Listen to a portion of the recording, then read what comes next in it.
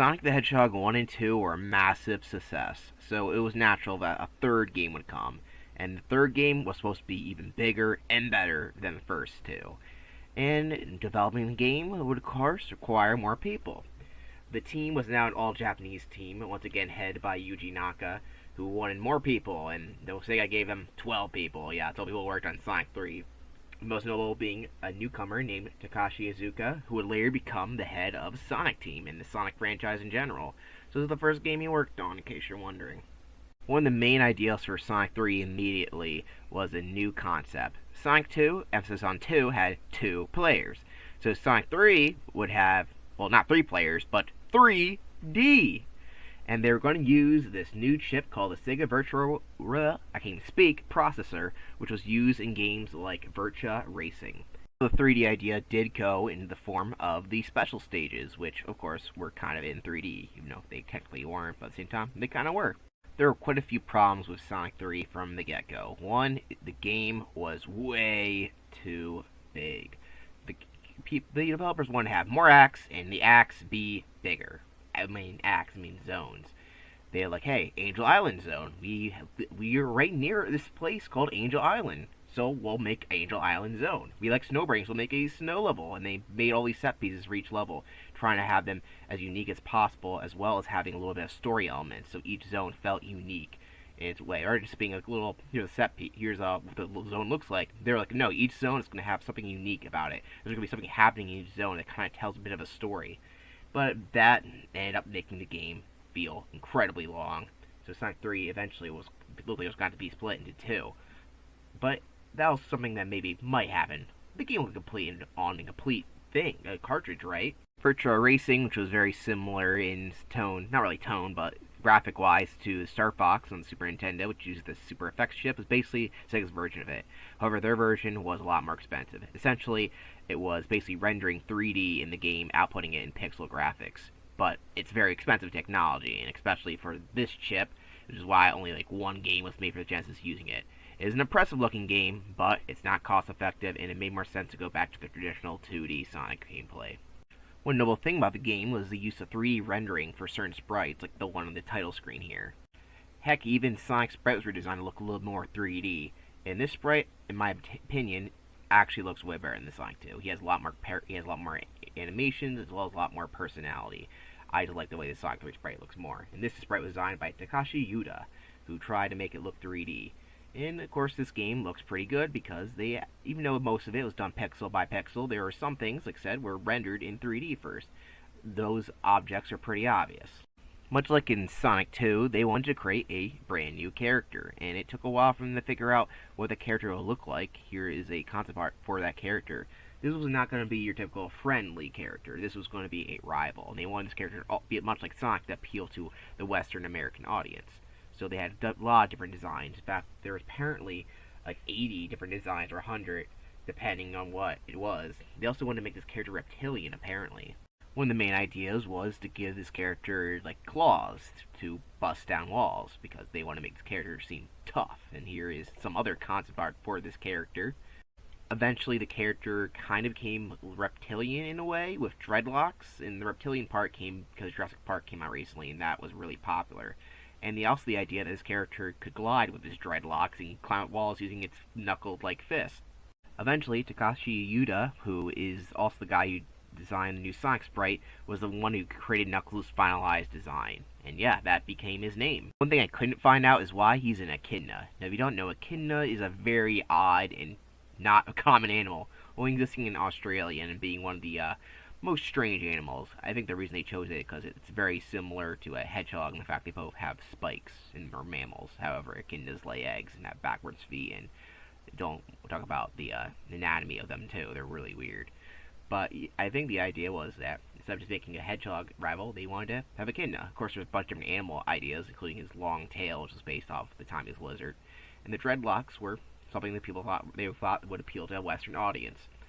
I hear all the time about the Nike swoosh on his stomach, and I don't know if that's true or not. I don't think it is. So yeah, in case you're wondering about the Nike thing, is that it is not true, but kind of.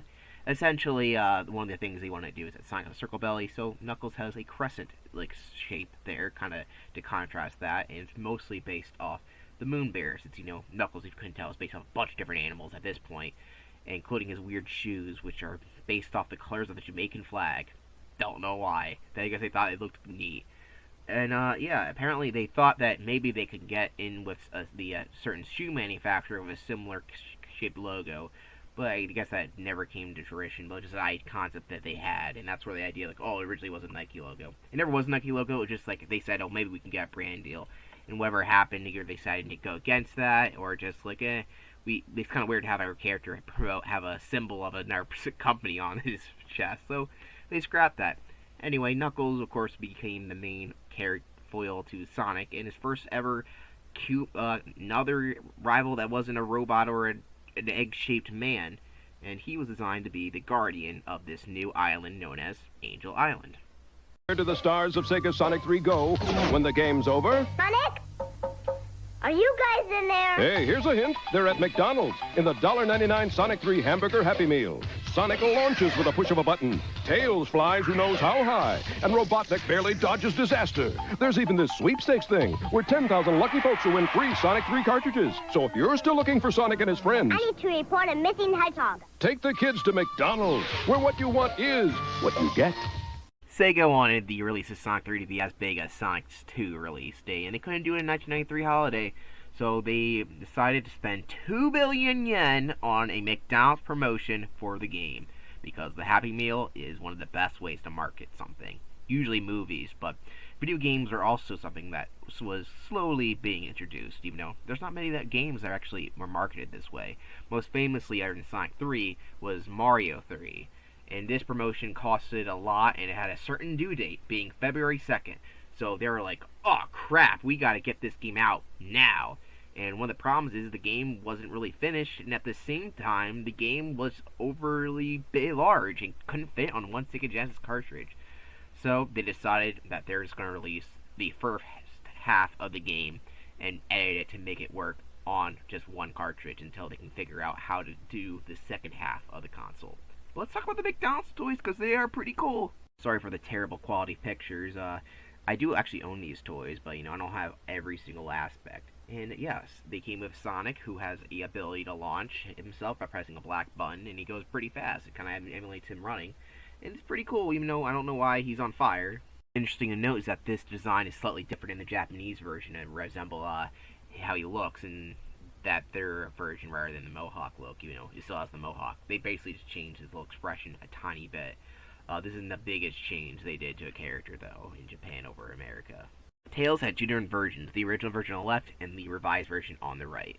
The original version had this little stand, and you pull this string mechanism, and Tails, who was a 2D image with a little helicopter blade, would basically fly for a little bit, just shoot up really high, and then slowly come down. Not really slowly, but just kind of zooms up, because it was kind of considered kind of unsafe. It is not particularly rare. Actually, I think the run on the right's rare. They decided to stop doing that one because it just was a little bit harder manufactured, as well as compiled a safety hazard. The one on the right is really lame.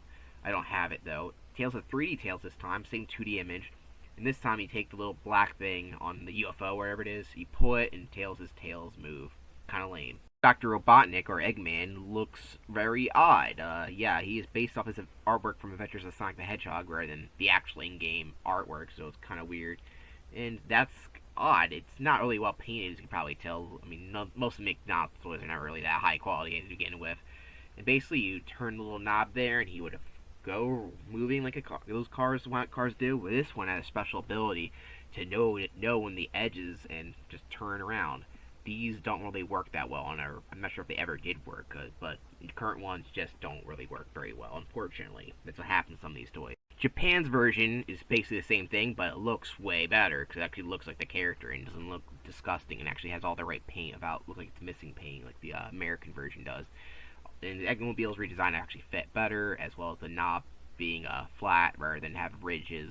But I'm pretty sure it works exactly the same way as the American version. And the last thing for Little Tykes is a ball. Just a ball. It has Sonic on it. And this ball is so good they made it twice. Yeah, there's a Tails version of the ball. Yeah, lovely. I think this one's when they didn't have a Tails toy for a while. This Tails Ball and Sonic Ball are actually the rarest ones to find.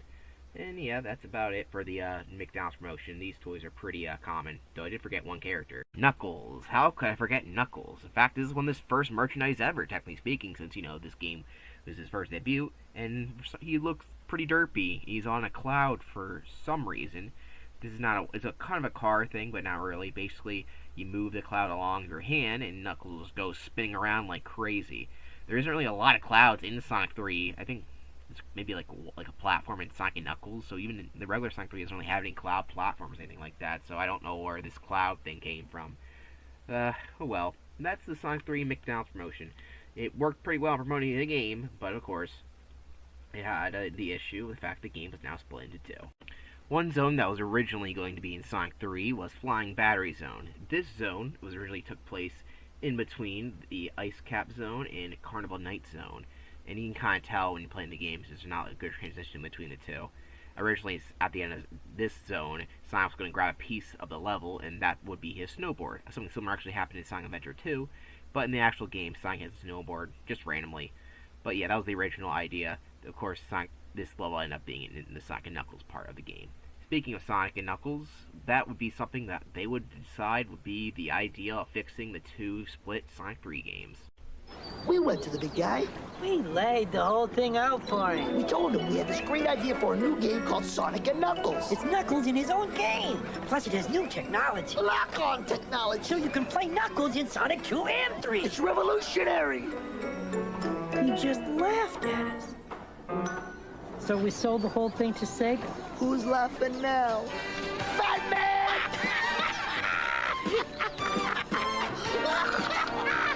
Sega? If you couldn't tell by that weird elf commercial that apparently they made Sonic and Knuckles, which I doubt, the lock-on technology was basically a way to make Sonic 3 split into two different games. Actually, the idea was conceptualized by an American developer, like, why don't you just lock the two games on? And this actually allowed Sonic and Knuckles to actually have more implementation, including something that I mentioned in a previous video. With Sonic and Knuckles cart, you can lock on Sonic 2, and you can play as Knuckles in Sonic the Hedgehog 2.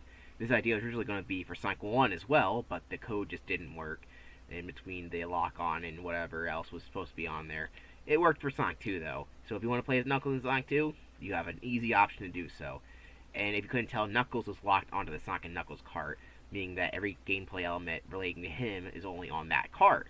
And all the other unlockable stuff in Sonic 3 is also locked to the Sonic and Knuckles cart. So to unlock the whole game, you gotta put Sonic 3 on Sonic and Knuckles. Now you can play Sonic and Knuckles by itself if you want, but that's not the way the original game was meant to be played. You're meant to play it Sonic 3 and Knuckles. So that's why I'm covering the game as both of them as a whole, because that's the way you're supposed to play it, that's the way they re-released, and that's just the way the cookie crumbles. One of the most well-known thing about Sonic the Hedgehog is the music. The music of the first two Sonic games is legendary, to say the least. Every single zone music is memorable and are iconic video game music. And that was all done by Masato Nakamura of the band Dreams Come True, who did both games. But he wanted royalties for all of his songs, so Sonic 1 and 2 had to get royalties. And Sega was like, I don't know about that. We can make our own band and not have to worry about any of that crap. And even though they said, oh, we don't want you anymore, they were like, hey, you know what? We'll have our own group, and not only that, we'll add in one of the most famous pop stars in the world at the time to do the music. Yes, I'm not joking. Sega got one of the most famous musicians of all time, being Michael Jackson, to work on their game. You know, the person that was partially responsible for the way Sonic's shoes look, if you remember my first Sonic video. And the reason why is because Michael Jackson was a giant Sega fan, as you can tell from this photo of him posing next to Sonic. And he even had a game made for the Genesis called Moonwalker, which I don't know how many people like that game. He is kind of a controversial figure, and that's kind of why I think they left. That's one of the main reasons is the allegations starting, which I'm not going to go into because it's a total different story. But that's one of the reasons how, though Sega doesn't seem to have that bad relationship with Jackson later on, since he did appear in other video games like Space Channel 5 for them. But it was actually a rumor for the longest time, but most people figured there are similarities between some songs. Most notably, the credit song, which sounds very similar to Jackson's song, Strangers in Moscow. Pretty much line for line, it sounds exactly the same. It's confirmed that by Brad Buxer, who also worked with Jackson on the game soundtrack for a couple songs, that he both, in fact, made music for the game. And it is basically a couple songs are pretty obvious because they are kind of controversial because they have some legal rights to them that they can't be re-released in certain versions of the game. So those include the staff roll, which is the original credits in Sonic 3, Knuckles' original theme, which is unconfirmed, the mini boss theme, which is unconfirmed but sounds very similar because it has the certain elements of his music, as well as Carbon Knight Acts 1 and 2, and Launch Space Zone Acts 1 and 2 unconfirmed. So Knuckles' theme, mini boss theme, and Launch Space Zone theme are unconfirmed. Those are the only theme that has legal problems with. Brad Buxer, who had this song called Hard Times for his band The Jetsons, which never came out, decided to reuse that song for the theme of Ice Cap, which is one of the most well-known Sonic themes. And unfortunately, this theme was not included in later versions, even though it sounds amazing. Like I said, one of the reasons why was because of allegations, but also claims that Jackson was unsatisfied with the sound of music. But it's pretty obvious he was involved in a lot of the tracks because they literally have samples of his voice. Like he says, you can hear him saying, "Come on!"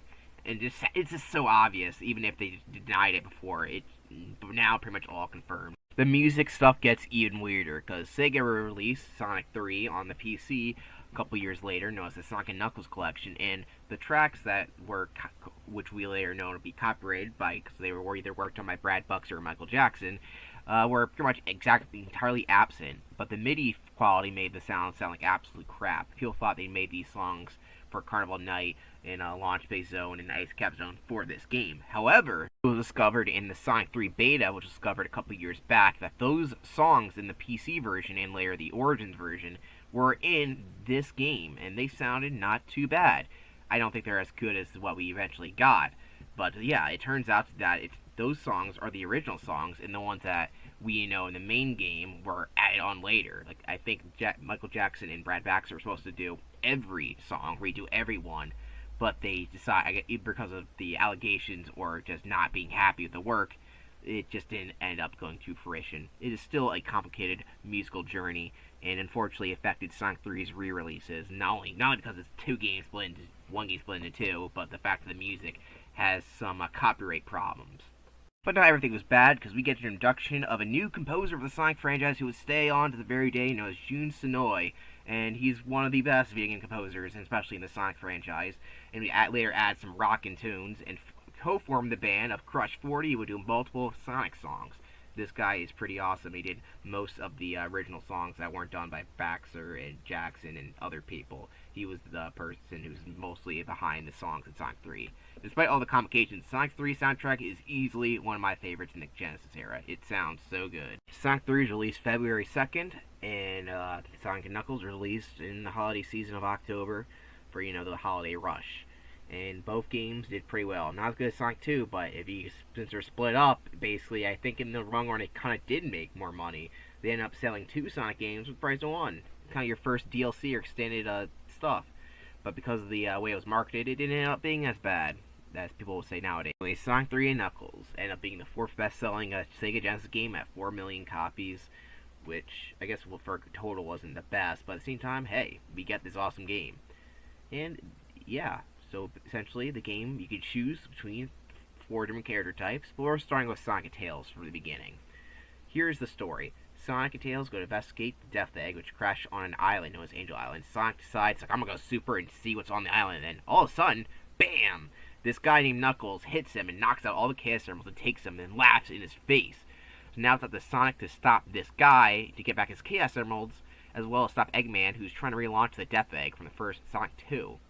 He's trying to launch it back on the sky, but it's crashed and needs to rebuild it. And he tricked the character known as Knuckles into thinking that Sonic is the bad guy, because Knuckles is a little gullible. He's not necessarily stupid like a lot of people think he is. He's just naive. He doesn't know much outside of his island. He only lives on his island by himself. He doesn't know a whole lot.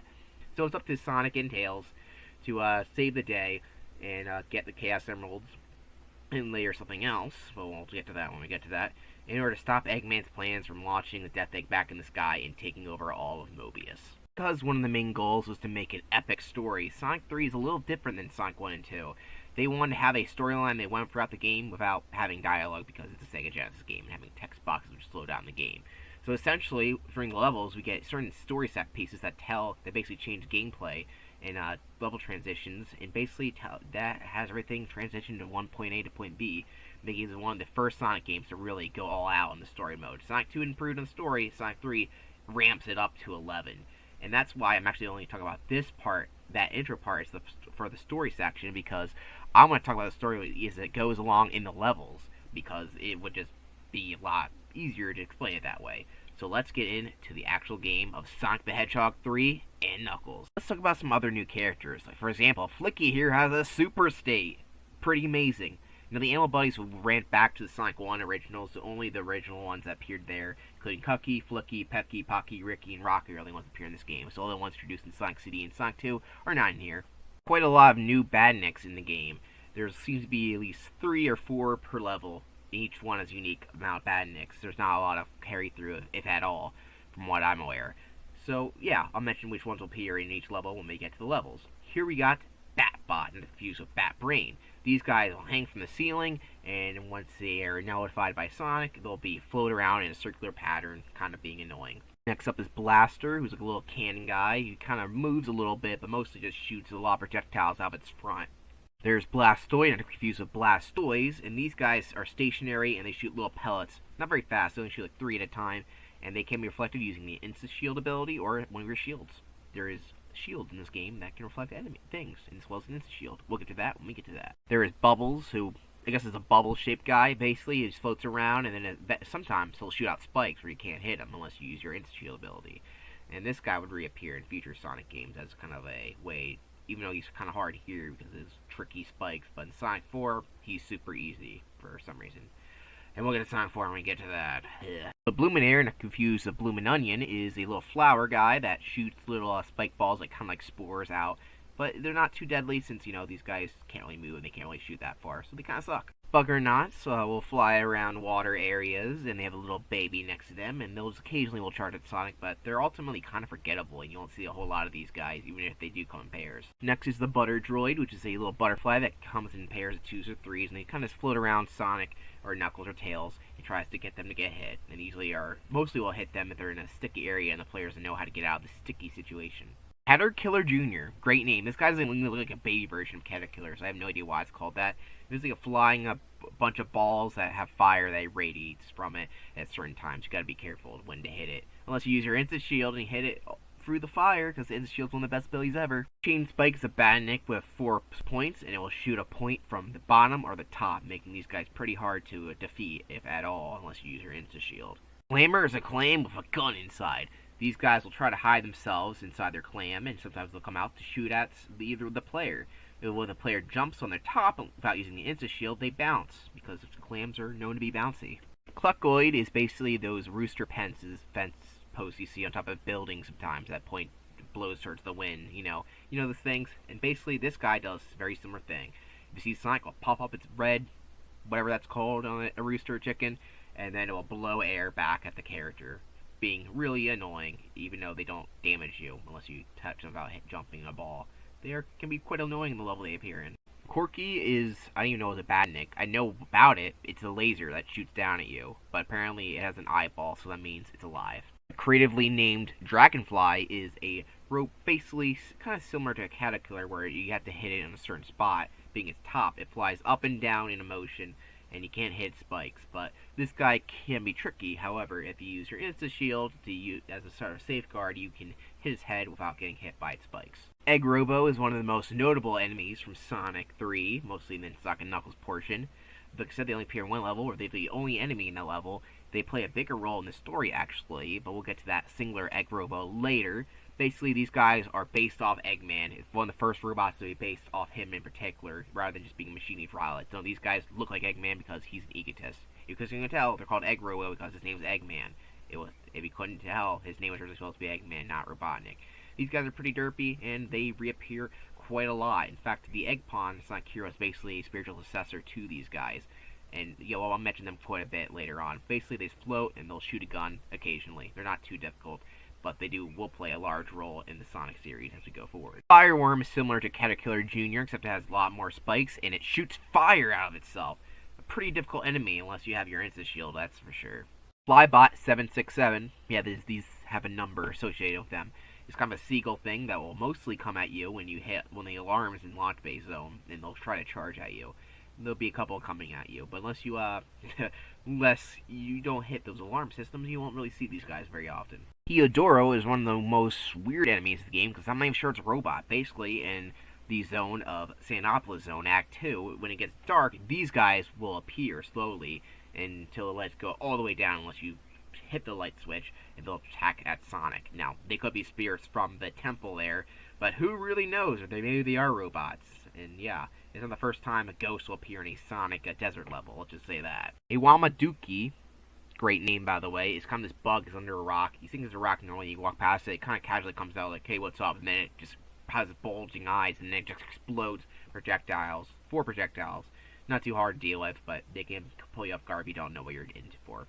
Also, this artwork, official artwork, looks absolutely garbage. The guy looks like in game, just to give you an example. I try to use the official artwork, but for this guy, the official artwork looks like absolute crap. Jaws, not confused with Jaws, the enemy from Sonic 1. These are torpedoes, if you will, Pokemon reference, who, of course, appear in water levels, and they will shoot at Sonic in a one-directional line. They're pretty fast, and they come in multiples, so you gotta keep out for those guys, but hey, if you bounce them right, get a nice little fun chain.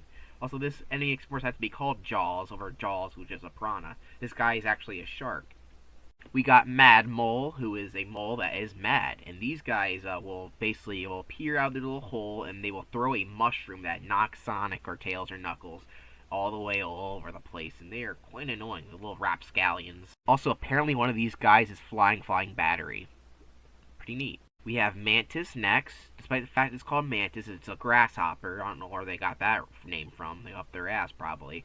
These guys kind of suck because when you run towards them, they kind of jump above you because they're scared or something. So most of the time you won't even hit them and probably run past them like, whatever, these guys suck. Where are you thinking, Eggman, making these things? Can't even name them right. Mega Chopper, not confused with a regular chopper. And you think by the name that will be, oh, this must be a really big one, Mega, right? No, these guys are little baby piranhas that will appear in one by themselves.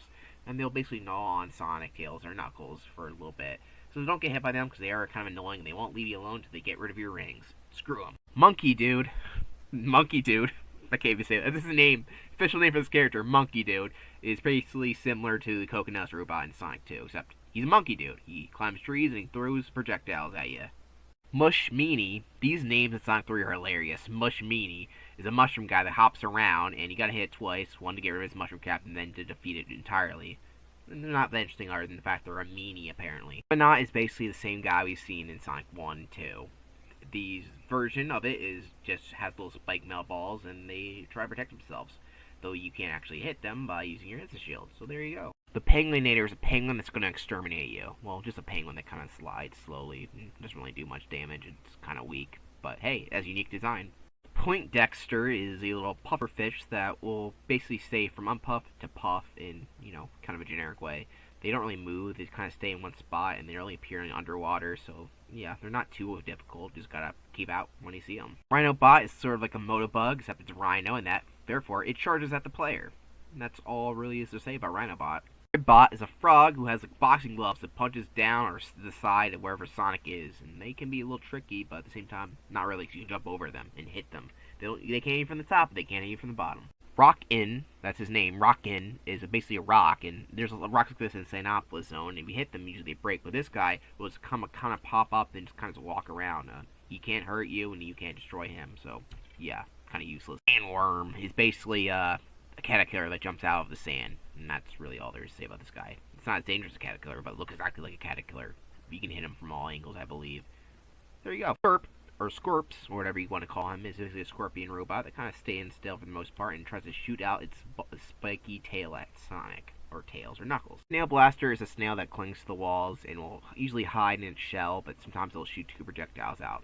These guys, there's not too many of them, but they are kind of annoying because they're in the way and they're kind of hard to kill because of their annoying shell they have. Screw you, Snail Blaster. Sparkle is this weird guy that's kind of like shoots electricity out, little pulses at a time. They're kind of unconsequential for the most part because you don't even know what they're doing until you get hit by one of their blast.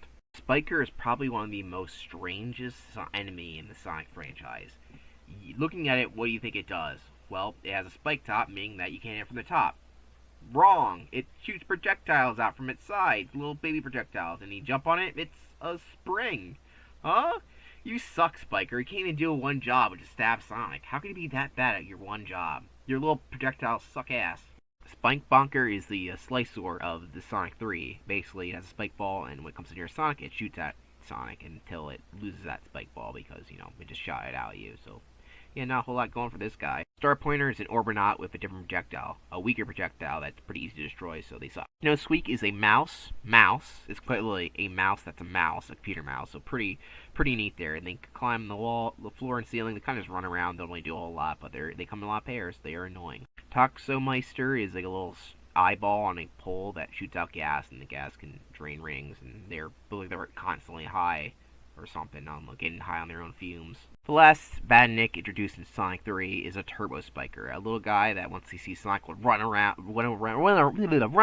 and shoot a giant spike at him, and basically act like a little bitch. There is one more character, but we'll talk about this guy a little later. We are in live action mode to showcase the amazingness of the lock-on technology of Sonic the Hedgehog 3 and Knuckles.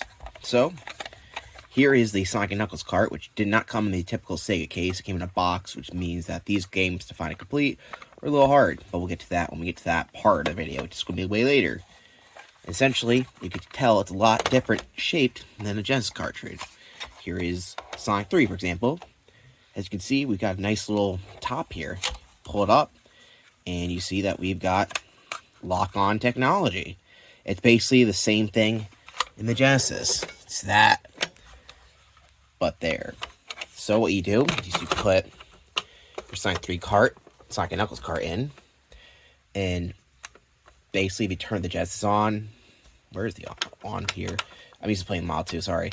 On, Sonic and Knuckles plays. But it's not plugged in, but I don't know why. And you can plug in your Sonic 3 cart. Then you get Sonic 3 Knuckles. Pretty neat. Also, you can take Sonic 2, and you get Knuckles and Sonic 2. So Sonic and Knuckles would get you Sonic and Knuckles.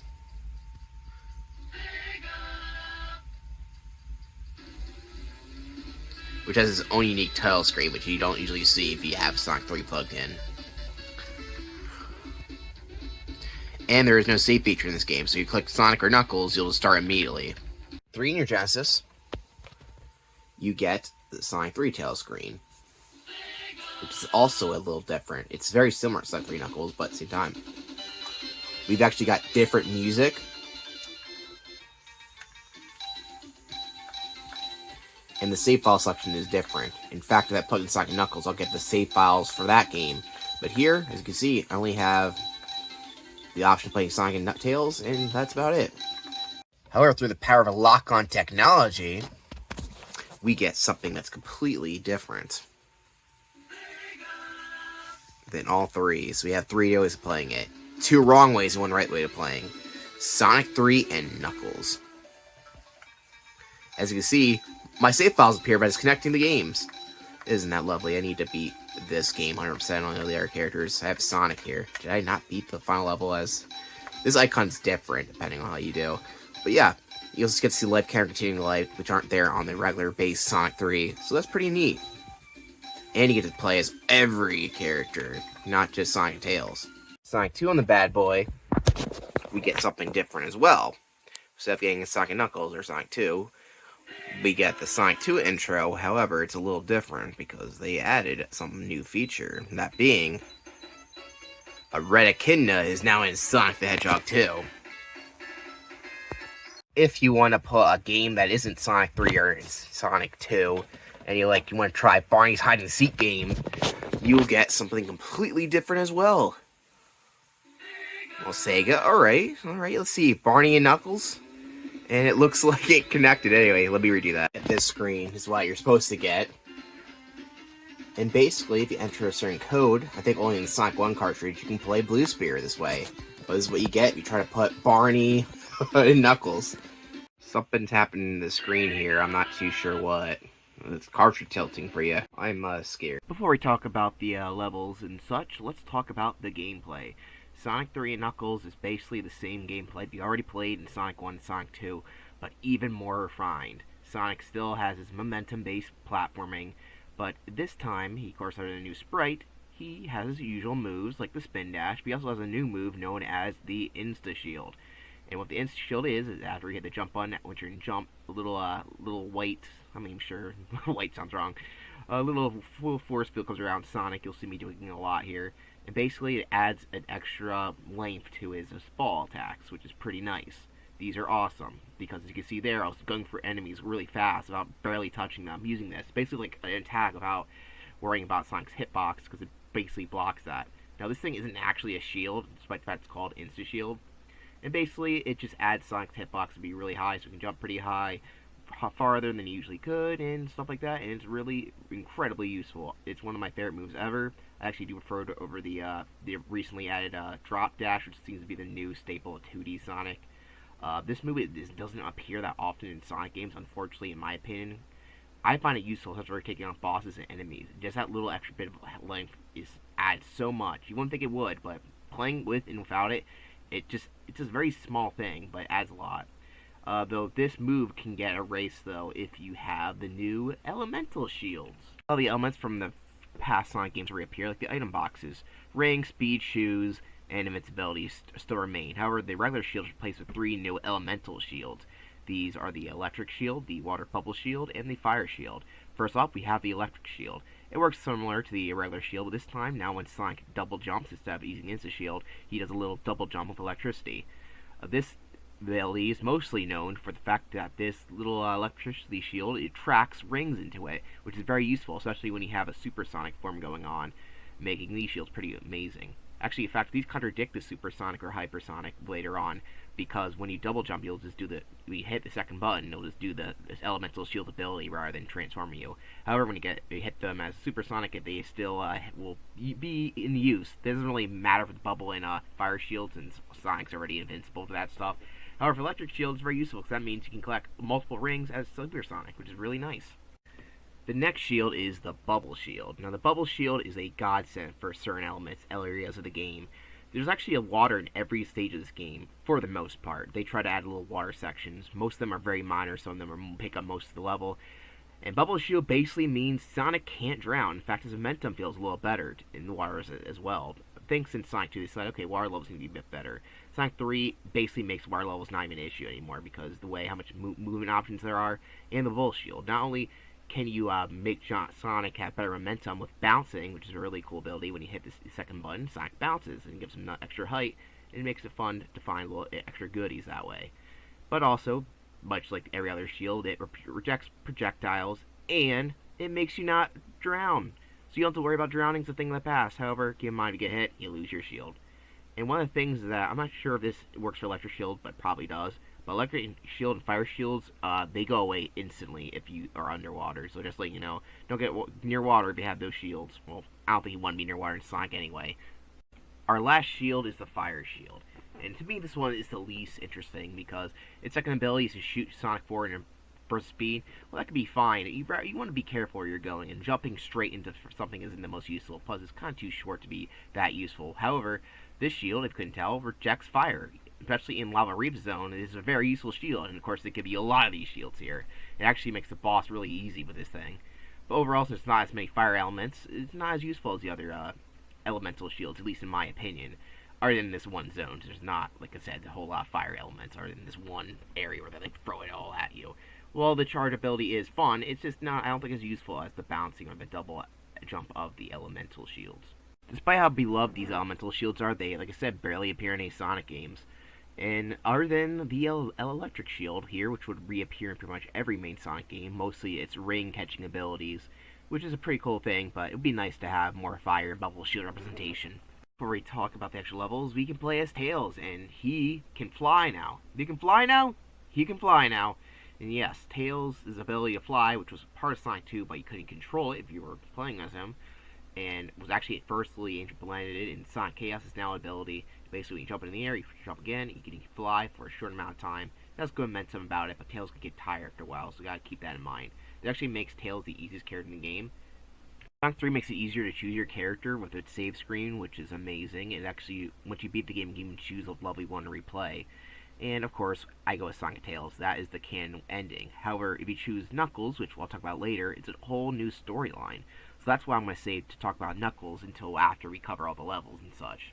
And before we talk about the actual levels themselves, we gotta talk about the special stages, because hidden in the levels are multiple different giant rings in the levels.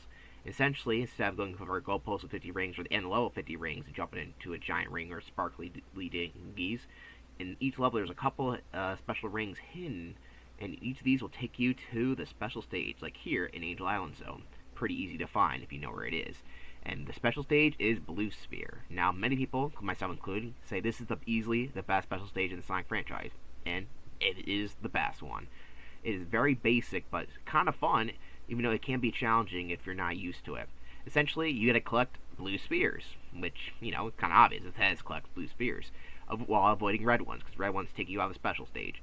Essentially, you want to encircle, or I guess square around them, because you don't move in a circle, the blue spheres to create ring patterns and, you know, eliminate all the ones in the center, because if you don't, it won't do the same thing. And that's all you gotta do. Each special stage has a unique layout, so they're pretty fun to remember, and each one is a different challenge. There's also, of course, those star bumper spheres, which bump Sonic or Tails or Knuckles back. And once you get all of them, you also can collect the rings if you want, but I think it just gives you a continue, so nothing too special there. And of course, once you do it, you get one of the Chaos Emeralds, and there's 7 to collect. And much like in Sonic 2, when you get all 7 Chaos Emeralds for each of the little special rings you find, Sonic can become Super Sonic. Super Sonic works exactly how he did in Sonic 2. You collect 50 rings, and then you press your second jump button, or this jumping in general, being your instant shield button, you become Super Sonic. And basically, Super Sonic acts exactly the same as he did in Sonic 2. Meaning he can make cheap work of boss fights since he's invincible, can jump higher, is even faster. And I don't know if he actually has a second ability, the Instant Shield. I know a second form of Sonic does here. Also noteworthy is that Sonic has green eyes in his Super Sonic form in this game. Pretty interesting. Wonder if he'll have green eyes in the future. Don't worry, Sonic 2 fans, if you hit goalposts with around 20 or 30 rings, you get a bonus stage. And these range from this pinball-style Casino Night level, where it's basically a way to get rings or extra power-ups. This one here is mostly for getting rings. The other ones where you gotta use these electric balls of momentum to hit other orbs to get rings or your special shields and, you know, stuff like that, and 1-ups. And you gotta watch out for the bomb electric field, which will take you right out of the bonus stage. And the last one you get is Gumball, which basically is a giant gumball machine on the top, and you gotta use these kind of like a pachinko machine to get stuff out of there. We can get shields and rings. Let's get into the zone. Let's get into the zone, Sonic Zone. Your first zone is Angel Island Zone, which is basically, well, it's a zone named after the island itself. A lot of people didn't know that the actual island was called Angel Island because they thought, oh, the zone's called that. But nope, because for some reason people thought, oh, it must be the floating island. Sonic, old media is kind of weird. Yeah, the island's called Angel Island, and so is the zone. And it's your basic intro level, except it's more jungly, and it actually has a lot more set pieces than the other zones compared to Green Hill Zone, Emerald Hill Zone, or even Palm Tree Panic Zone. Angel Island Zone is home to the enemies Bluminator, Caterpillar Jr., Monkey Dude, and Rhinobot. And each of them appear in different sections, but there's a lot of cool things you can do. For example, these little, I'm not sure what you call them, for trampoline trapeze lines, where Sonic can swing off them. And also you can do a code on there to do a debug mode, but we'll get to that a little later, I guess. And it's a really fun zone. A bunch of rocks, waterfalls, falling platforms, monkey dudes, who doesn't like monkey dudes, and a kind of a sense of verticality. Basically, we're going up and down. There's cool stuff like you can go above the loops here and find some hidden power-ups. Also, like the higher you get, the easier you can see the background, like this water over there. And there's even this weird little tree thing here, which Sonic just runs through with an inside shot, which is pretty neat. And during Act 1, all of a sudden we get this guy here. This is the Fire Breath, apparently, is what it's called. And essentially what it does is blows the whole island up. Oh my goodness, it's burning to blitz. Yes, the rest of the act is on fire, which is really crazy to think about. Yeah, when we talk about set pieces, there's a lot of set pieces. And unfortunately, Eggman's trying to burn down the island with his egg scorchers here, but Sonic is going to go find the special stage instead. Here's an easy one to find, just to let you guys know, right there. This zone is pretty fun. We got a lot of little platforming gimmicks, and it feels like it actually lived in place other than the other zones. I don't know, something about it. I just really like Angel Island Zone, even if it's in bad quality because my YouTube sucks. But it's just the way the ground foundation for the level is pretty nice. Also, there's a little area there which you can't break through, which is pretty interesting. But the level Act 1 is pretty short. It basically tells you all you need to know about the gameplay for a fun little level. And of course, when you get to the end of Act 1, we got a mini-boss. Yes, in Sonic 3, we have a mini-boss at the end of Act 1 and a full boss at the end of Act 2. This is the Egg Scorcher, or Fire Breath. I don't know why I say Egg Scorcher. Fire Breath is super easy to defeat, as you probably see. Just jump on top of him and bounce on him. He will shoot projectiles at you, but if you just do what I did, it doesn't matter. Then the flagpole appear from the sky and fall down. You can bounce it around, and if it bounces to locations, there's item boxes to be found. And that is pretty nice to know about. So yeah, there is little item boxes at certain locations there, and you just get a bunch of points if you want to. I don't necessarily do that, because I'd rather go into Act 2, which the island is still on fire, but hey, we found our special ring, which is pretty easy to find there, because it's right in front of you. What I mean structurally about the island feeling kind of like an actual area, like here we start off kind of the bottom, this like little water puddles here, from the waterfalls of course. There's kind of little water sections, not big ones, just kind of ones that feel like, okay, this would be naturally would appear here, with all the trees burning down from they pass fire breaths, destroying it. And in this part, you're like trying to get out of the fire and up to the sky in order to fight in Eggman's craft. So the whole time you're going past the water up above, climbing up top the waterfalls, and it just feels really fun to do. I just know something about it. This level I just remember a lot more than the other levels. I mean, I know Green Hill Zone, Emerald Hill Zone, but I don't know their layouts like I do Angel Island Zone. I don't know how to describe it, but something kind of that feels kind of magical. Like it feels like more of a well-lived-in world than previous games. And I know it's just kind of hard to describe. As the game dude would say, it's dreamlike. And yeah, I'm not going to reference that guy again because he's on the run from the police. Eventually, you'll make your way through some tubes in the forest and get launched out where you'll find Eggman's craft here. I don't know if it has a name. Maybe it's the Flying Battery Zone for future. Probably not. But essentially, this is a set piece that if you play this game multiple times, you're probably tired of it. But if you have it, it's really cool. You gotta hold right as bombs get launched at Tails and just kills him. It's really hard to get hit here because if you hold it right, you won't get hit at all. But it's a really interesting set piece to see Eggman's bombing this whole place, trying to find something. We don't know what yet. Well, maybe it's Death Egg. Maybe something else. And of course, when you're running to the boss fight, the trees are blocking it. We even see Eggman before we even fight him, which is really cool. Tails moonwalks to the boss fight. We finally see the Egg Scorcher Mark III. The first thing he'll do will actually shoot down this bridge here, which you gotta be careful because there's bombless pits.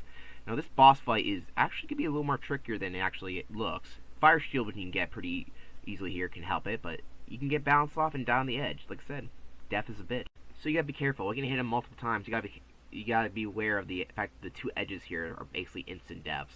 So they're making this boss fight a little more trickier than the other first boss fights. But if you know it, it's pretty easy, other than the fact that even I can get caught off, and I play this game more than 20 billion times at this point. And at the end of each Act 2, we get a roboticizer we gotta hit. And for some reason, this one's coming from the ceiling, kind of flying around. At least there are two animals that don't have to worry about not fall damage because they can fly. Anyway, Sonic walks to the right on this bridge with a switch, and all of a sudden, Knuckles appears and just presses a switch, and blows us up, and we fall to our next act. There's transitions between the acts here, and this act is Hydro City Zone, or Hydrocity. It's a debate over which one it is. I've always called it Hydro City, so I'm going to keep calling it that, even though I guess there's no space in between. But it's a city, it's underwater, Hydro City. Hydrocity, I mean, what even that is that? And this is the best water level in any Sonic game, because it's actually fun. It's one, the music is really good. If you haven't, I mean, Sonic 3 music is great, but this one in particular is great. And also, I know I mentioned Sonic CD, there's different music for each time zone, but Sonic 3 has a slightly different version of the music for each act, which makes each act feel a little unique.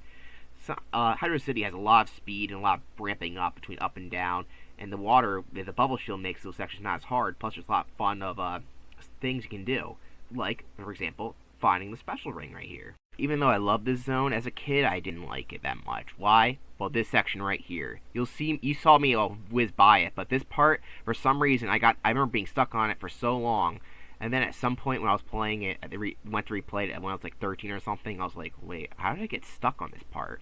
Don't know why. I guess it was something about it was difficult as a kid. I don't know why. There's another way to do, but that one takes place for the water, so I recommend doing that. It's not very difficult, but the mix of the momentum is a little tricky. But you have to learn the momentum in order to get good in this game. There's a lot of interesting things to do. Of course, there's tons of underwater sections, but each of them move fast like this, with actually limited air bubbles because you don't spend that much time in underwater, despite this being underwater level. But there's tons of enemies here, though. You gotta keep out for that, and stuff that's gonna try to get you with spikes. But as you can see, Sonic moves a lot faster in water than he did in previous games. But there's a couple enemies that you gotta watch out for here, such as the Blastoid, Buggernut, Jaws, Mega Chopper, Poindexter, and Turbo Spiker. That's a lot of enemies. However, because Sonic's Insta-Shield and speed, they shouldn't be too much of a difficulty, and most of them appear underwater. swimming around trying to get Sonic. Also, one of the most strange things is that during some areas, like here, a random hand appears, Sonic runs on a treadmill, and he goes super fast. I don't know why there's a random hand popping up, and doesn't really fit this extent of this level, but hey, it's good to know. And then once you go through a giant loop-de-loop, you end up in this little like U-shaped area with a tube in the middle, where we fight our first mini-boss of Hydro City, or first boss, I should say. This is the Big Shaker, and I guess he shakes like a shake it up. He'll try to hit you, but you can jump over him, or maybe spin dash on the side. It's a little difficult, however, the instant shield can hit him extra times here. So you can only hit him when he's in this stage, because then he'll spin around, and you'll just float around the pole in the middle, which doesn't really do much, it's kind of annoying. But you gotta hit him before he can go back. But as soon as if you get, most thing I recommend for this boss is to try to hit him as much times and use your instant shield, and he should be easy to take out. But it can be tricky, especially if you're a new player, you don't know the mechanics. Just remember, instant shield will save your life. Act 2 starts with you getting sucked down to the bottom, and there's a wall crush coming in behind you, so you gotta speed through this thing. Yes, the walls are closing in from the left from the beginning part of this, so it's kind of like an Indiana Jones segment. Like, oh crap, I gotta watch because this wall is coming at you. They require you to do a lot of spin dash jumps there. This is a section where it's mostly known that Sonic 3 and the main version changed, where there's a lot more depth traps in this area here, as opposed to the complete version. But we're playing the regular version, so it doesn't matter. It probably may add the difficulty there, just because the game was shorter. That's most likely the reason why they did that. There's very minor changes, but we'll get to them near the end of what they changed. One of the new gimmicks of Act 2 is these purpley blue things that spin Sonic around. You gotta wait for them to move up or sideways, depending where they are. There's fans that push Sonic upwards. It was getting hit by those spikes, but don't. And Act 2 is great because it has water slides. And these water slides go all over the place, all around the level, and they create some of the fastest areas in the game. For example, during this water slide here, Sonic goes crazy fast, goes under the water, and then goes straight back up, which is pretty amazing just to watch, unless you get hit by one of those badniks. I think that's cool. We had to see it again. This time there's actual water, and Sonic is able to run on water. I mean, that is super cool. We're not hopping on water, we're really running on water. It only happens for a split second, but the amount of momentum and speed you get is crazy. There's also these weird moving platforms that there's only like a couple in this one section. They're basically there just like, oh, here's a special stage you want to get to it, basically, more than anything. This section kind of sucks here because you gotta wait and you gotta hope not to get crushed or hit by the spikes. It's pretty slow compared to how fast the rest of the area is, because they had to compensate for something. Oh my god, when will it come around? Thank goodness, finally, this beer took forever to get there. Eventually in the level, you'll find yourself stuck here. There's a dark switch, so I wonder if someone's going to come around. Oh, there he is, Knuckles with his yellow socks. Breaks the bridge, and we're forced around here. We're getting pushed by a fan with these little holdy things. I'm not sure exactly what they are. They only appear for a short amount of time in Sonic Hydro City, so it doesn't really matter. We get our Eggman boss fight of this level, being the Egg Vortex. He has a little fan, and he's going to try to shoot down and suck you in with his little propeller there. If you get hit, you get hit like Tails did. Basically, you go in there. You gotta watch out because it's dangerous. But you can jump on the thing after when it goes down. Main goal is Eggman's too high, so you gotta use his bombs, the smoke of the bombs, that basically launch Sonic up. But you gotta get the jumping right. It's a lot easier said than done. If you've done it multiple times, it's not too hard. But even for someone like me, you can get messed up a lot of times. This boss fight actually came back in Sonic Mania in a really fun way. But whenever it gets to Sonic Mania, I'll talk about it there. But yeah, this boss fight can be tricky. Just have patience, make sure to use your insta-shield, and basically time your bomb jumps to make sure you land on him. Sometimes you'll get it, sometimes you won't. Anyway, once you beat Act 2, all of a sudden, like as an earthquake starts to happen, the screen starts to rumble, and the water shoots both Sonic and Tails out of there and into the next zone, Marble Garden Zone. We get launched to the sky and we're heading all the way down. Now, Marble Garden Zone is not like Marble Zone at all. I don't know why they called it Marble Garden Zone, because of the confusion. We're kind of in the fields of Angel Island Zone. Basically, there's a lot of downward spirals here. Get it? And a whole lot of weird gimmicky things. Bunch of spikes and a bunch of like oddly shaped hills. Should be called a Marble Hill Zone more than anything. And there's also weird blue things you gotta spin dash on, and if you spin dash them on top of them, they will go down. Not go down, they'll bounce you up. Marble Garden Zone is basically the dirty trick level, because you'll think, oh, normal things are going to happen. Like, okay, I expect this to happen. You go right ahead, like a sign's pointing right at the spike thing, which you can barely see. And if your momentum hits you down to there, and there's a little spike badnik there trying to drill the whole level. Basically, the whole level's unstable because Eggman's drilling it. And there's also weird oily water there for some reason, a little section of that. You gotta use it as a blue spinner to make platforms come up all these steep hills. And you gotta use the blue top. This thing is really weird to control, and for some reason they brought it back in Sonic Generations just to fuck with people again. But it's super confusing. You gotta hold it Sonic's got to hold onto it to run, but if he lands on it, he will go really fast sometimes, and other times he'll just have problems. I understand the momentum, but sometimes it feels really weird at times. And there's a whole lot of just so much stuff going on here, including the badniks. We've got the Bubbles guy, who appears in a couple areas. He's not too bad once you realize you can insta-shield him. You got Mantis, who are pretty easy, so they're not even worth talking about. Relief, which I don't even know why it's called Relief.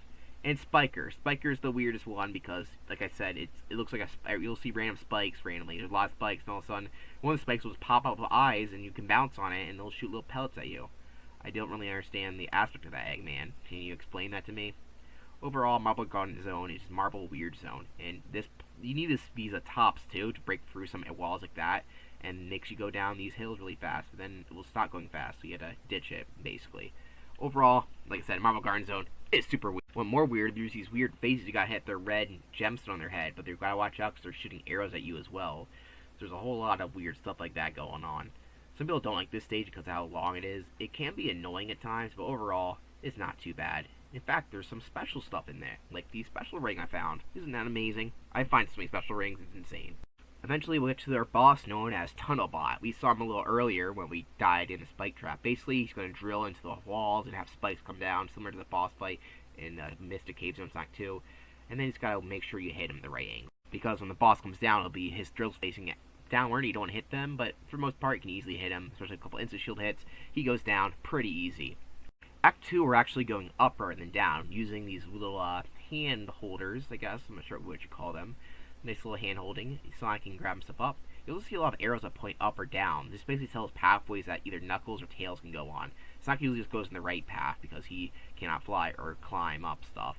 But Tails can pretty much go wherever he wants because of flight ability. So even Tails has unique pathways, even if his story is basically the same as Sonic. The canon story is the Sonic, Tails, and Knuckles, believe it or not. Both of them have unique stories. But we'll get to Knuckles when we get to them.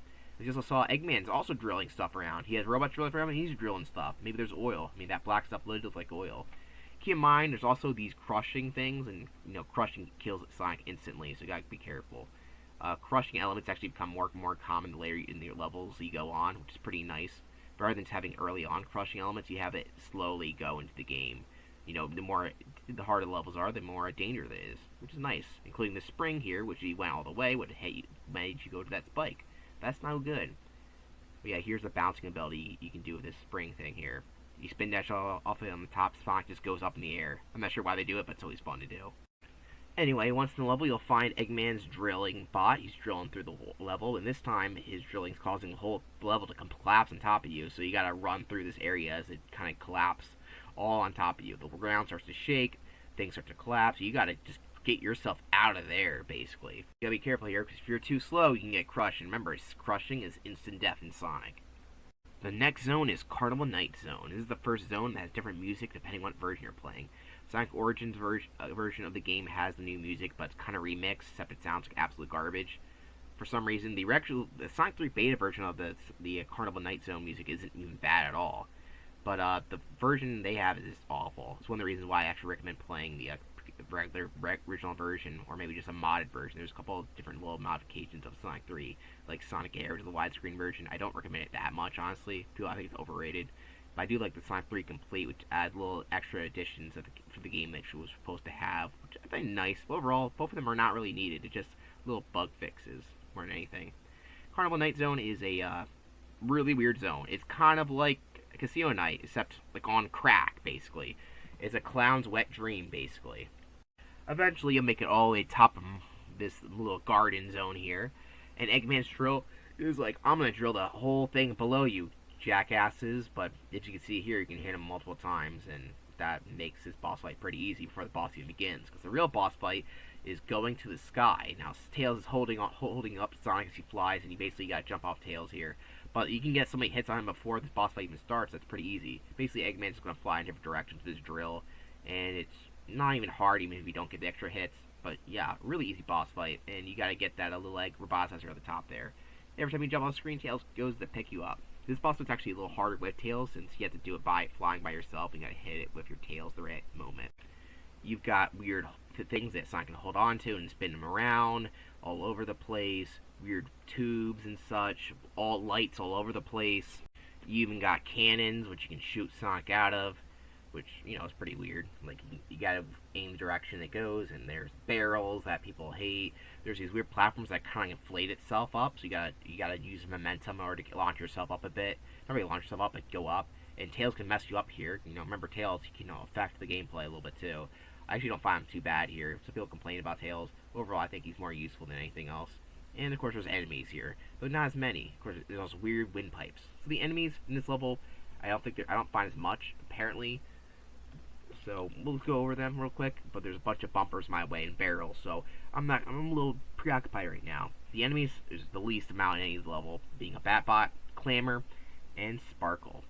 But like I said, most of the time we'll be dealing with the weird mechanics of the bumpers and stuff like that. They even brought back their little spring trap from Hilltop. Not spring trap the character, but the springs.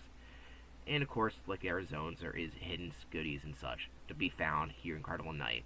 That is, if you don't get messed up first by all the weird, crazy visuals going on. There's just so much weird stuff going on, like this corkscrew, which doesn't really fit the aesthetic. It looks like a regular Sonic pipe rather than something Carnival Night related.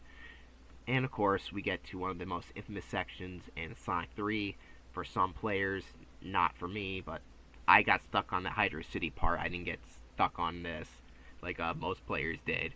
But if you know anything about Carnival Night Zone or even Sonic 3, you'll know you've seen a couple of these barrels, but there's a section right here that's infamous because the barrels, well, essentially, they have a very weird mechanic.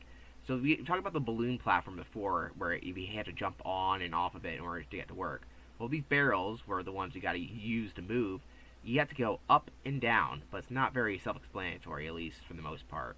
I never had trouble with it, but I know a lot of people will have online, and it struggled. A lot of timeouts happen. But all in all, we've got our boss fight, which is a pretty interesting one. This guy is known as Bowling Spin. There's a little thing playing Breakout that he's shooting out, the spiker thing. And you gotta hit it while putting some electricity. You hit it, and then the thing will eventually hit it. So there's kind of a lot of different things you gotta watch out for. Very unique boss fight, but if you know what you're doing, it's not too hard. Of course, we have Super Sonic. It's not hard at all. But most of the time, you're not going to be playing with Super Sonic. You'll be playing by yourself, and you'll be scared. The Instant Shield, of course, is very useful in this boss fight. But most of the time, you're kind of waiting, like, come on, hit this thing already. Thank you. Act 2, Carnival Night, is where crap hits the fan. 1, it's underwater. Why? I don't know. Most of it's underwater. And it's a lot slower, and a lot more death traps are here and there. And also the level feels pretty long, at least compared to the other levels. I didn't have that trouble, much trouble with it this time, but it can be a lot more annoying said than done, especially during parts like here where you gotta wait a while and then jump on these air things just to avoid getting drowned. And, you know, it's a lot easier said than done. Carnival Night's actually a zone I like quite a bit. It's so unique and kind of fun, even though it has some hard parts. But as a new player, this zone is one of the harder zones, and it's not very self-explanatory. I don't have much problem with it anymore, but as a first-time player, this is not very user-friendly, if that makes any sense. But it's not very hard at the same time. It can be difficult, but nothing too difficult. Even though you can go back, if you want to get like a little bonus there that took me back to the level, which was not very fun. Eventually, we'll meet our old friend Knuckles, who has a visible wall between him and us, and he's just gonna hit this switch there, and the lights turn off. Ooh, very, very scary, Knuckles. Yes, even though this section is harder, the lights turning off has really nothing to do with it. In fact, we're underwater again. Like I said, I know they put inland water areas in each level, but here it just doesn't make much sense, because what, did it get drowned? That should have been the switch, like it drowning the level. At least in my opinion, for level continuity. Overall, Carnival Night is fun, but the background and this being underwater doesn't make any sense. Like, is that city underwater too, or just, no, I have no idea. The water section here sucks, and you can easily get crushed there, keep in mind. This air part can be really annoying. You can bounce up and down all around, and you've got more bullshit barrel stuff. Overall, this section is kind of annoying. Nothing too hard, but why is it underwater? Not that I mind, but why would the Carnival Zone be underwater? After falling through some tubes and then seeing Knuckles again, who makes you go up the tube that he came down from, because of course he does. What else does Knuckles do? All he does is press switches. Like, come fight me like a man. And we get our boss, which is the Egg Graviton. And basically, this Eggman throws a ball, and then he tries to gratify it, but if you have Super Sonic here, it's pretty easy. actually pretty easy about it because it's not very hard. He'll go down and get the ball, just hit him when he does that. I know not really. I know it cheaped out the boss fight, but the boss fight kind of sucks. In fact, this Knuckles version, what we'll get to, it doesn't even have this boss fight, which is pretty funny. Inside jumps in the cannon to go to the next level. Originally, that next level is Flank Battery, but this time that next level is Ice Cap Zone. He finds a could be get snowboard, and he starts snowboarding down the mountain. And this set piece is pretty iconic, and of course, it was based off the developer liking to snowboard in California, apparently. The only problem with it is that it's easy because there's like no obstacles here. You just for a while you just snowboard until you hit a wall, and then a bunch of snow falls on Sonic. He has to jump out of it. It's neat, but obviously future games would use the snowboarding mechanic a lot better because snowboarding kind of became a little thing in Sonic. Anyway, this is Ice Cap Zone, one of the more popular zones in the Sonic franchise, and I think is for one main reason. The music. Now, the music originally was going to be a pop song called Hard Times, but the Genesis medley version sounds way better than the actual song. You can hear the song on YouTube if you want. But overall, the Genesis track sounds really great, and of course, the original version just doesn't cut it compared to the this version. So that's another reason why playing on the original version of the game is better than the Origins version. It's one of the only times I'll say that the Genesis version is actually better than the Origins version. That's in my opinion. And overall, this is a good ice zone. You don't have to worry about annoying ice-based physics. You got a nice ice aesthetic, great music, and overall a lot of fun obstacles to deal with rather than annoying ones. We're running through snow, dealing with penguinators. They're called penguinators. Which how can you not love an enemy that's called a penguinator? Yeah, anyway, let's go over some of the enemies before we go on our little balcony there. There's a weird thing. Basically, you got to spin dash into these in order to get these things to go up, and they can be a little more difficult than it's actually a lot easier than it looks. It can be hard if you don't know what you're doing. But once you figure it out, you got to spin dash it and then jump up at the right time. It's not too bad, and you got to watch out for these pillars hitting you up in the air. Overall, there's not too many enemies because it's mostly done with spike and ice traps. But you got the penguinator and the star pointer, so pretty basic overall. And of course, you got this slide puzzle. You got to jump in the right spot in order to get past this area, and watch out for icicles and stuff like that. And for the first act, is pretty interesting because most of it is taking place in a cave, but Act 2 is a little different. Also, watch out for those ice things because they freeze Sonic, and that's no good. You got frozen. In order to get past this part, you'll be infinitely falling down. Sort of like the labyrinth zone thing. You got to push this little ice rock here, and Sonic goes down. Just don't hold down because the game will glitch out on you. It looks cool, but it'll glitch out. And then this little thing will break through the wall, and you can go right past it and go to the next part of the level. And through this, we eventually are out of the cave. We see nice icebergs and the melting things thanks to the greenhouse effect. We fight our little mini-boss known as Big Icidus. And basically, this guy is just a weird-looking face, and he has ice balls around him, and you gotta hit him at the right time. He'll shoot them out, and then you gotta hit him. But yeah, Supersonic is not a problem. Sorry, it's hard not to use Supersonic, because I use the second button for the Insta Shield, and I will accidentally do it, even if I don't mean to. I don't mean to cheese these boss fights, it's just that I love using the Insta Shield, and never forget that I have Supersonic sometimes. It's not my fault. And then we go to Act 2. Act 2, unlike Act 1, takes place above the ice. And we get to have a nice little different shot here, basically. Different obstacles as well. We got more loop-de-loops and stuff like that, rather than falling down caverns like in Act 1. And we get to see more star pointers rather than penguinators in this level. So, it's a little different aesthetic, little bridges, and a lot more going up here, basically. It's pretty cool the way both Acts and Ice Cap Zone are unique. All the Acts 1 and 2 have unique things going on, but Act 1 and 2 of Ice Cap feels the most unique from each other. There are parts where you go in the cave, and there's a water section below that, but Sonic has to deal with that. We gotta deal with these purple trampoline platforms. Now, these things can be pretty annoying because they can get reset from your momentum, because you gotta keep hitting them over and over again. And with Tails, he can mess it up entirely. Luckily for me, he didn't do it.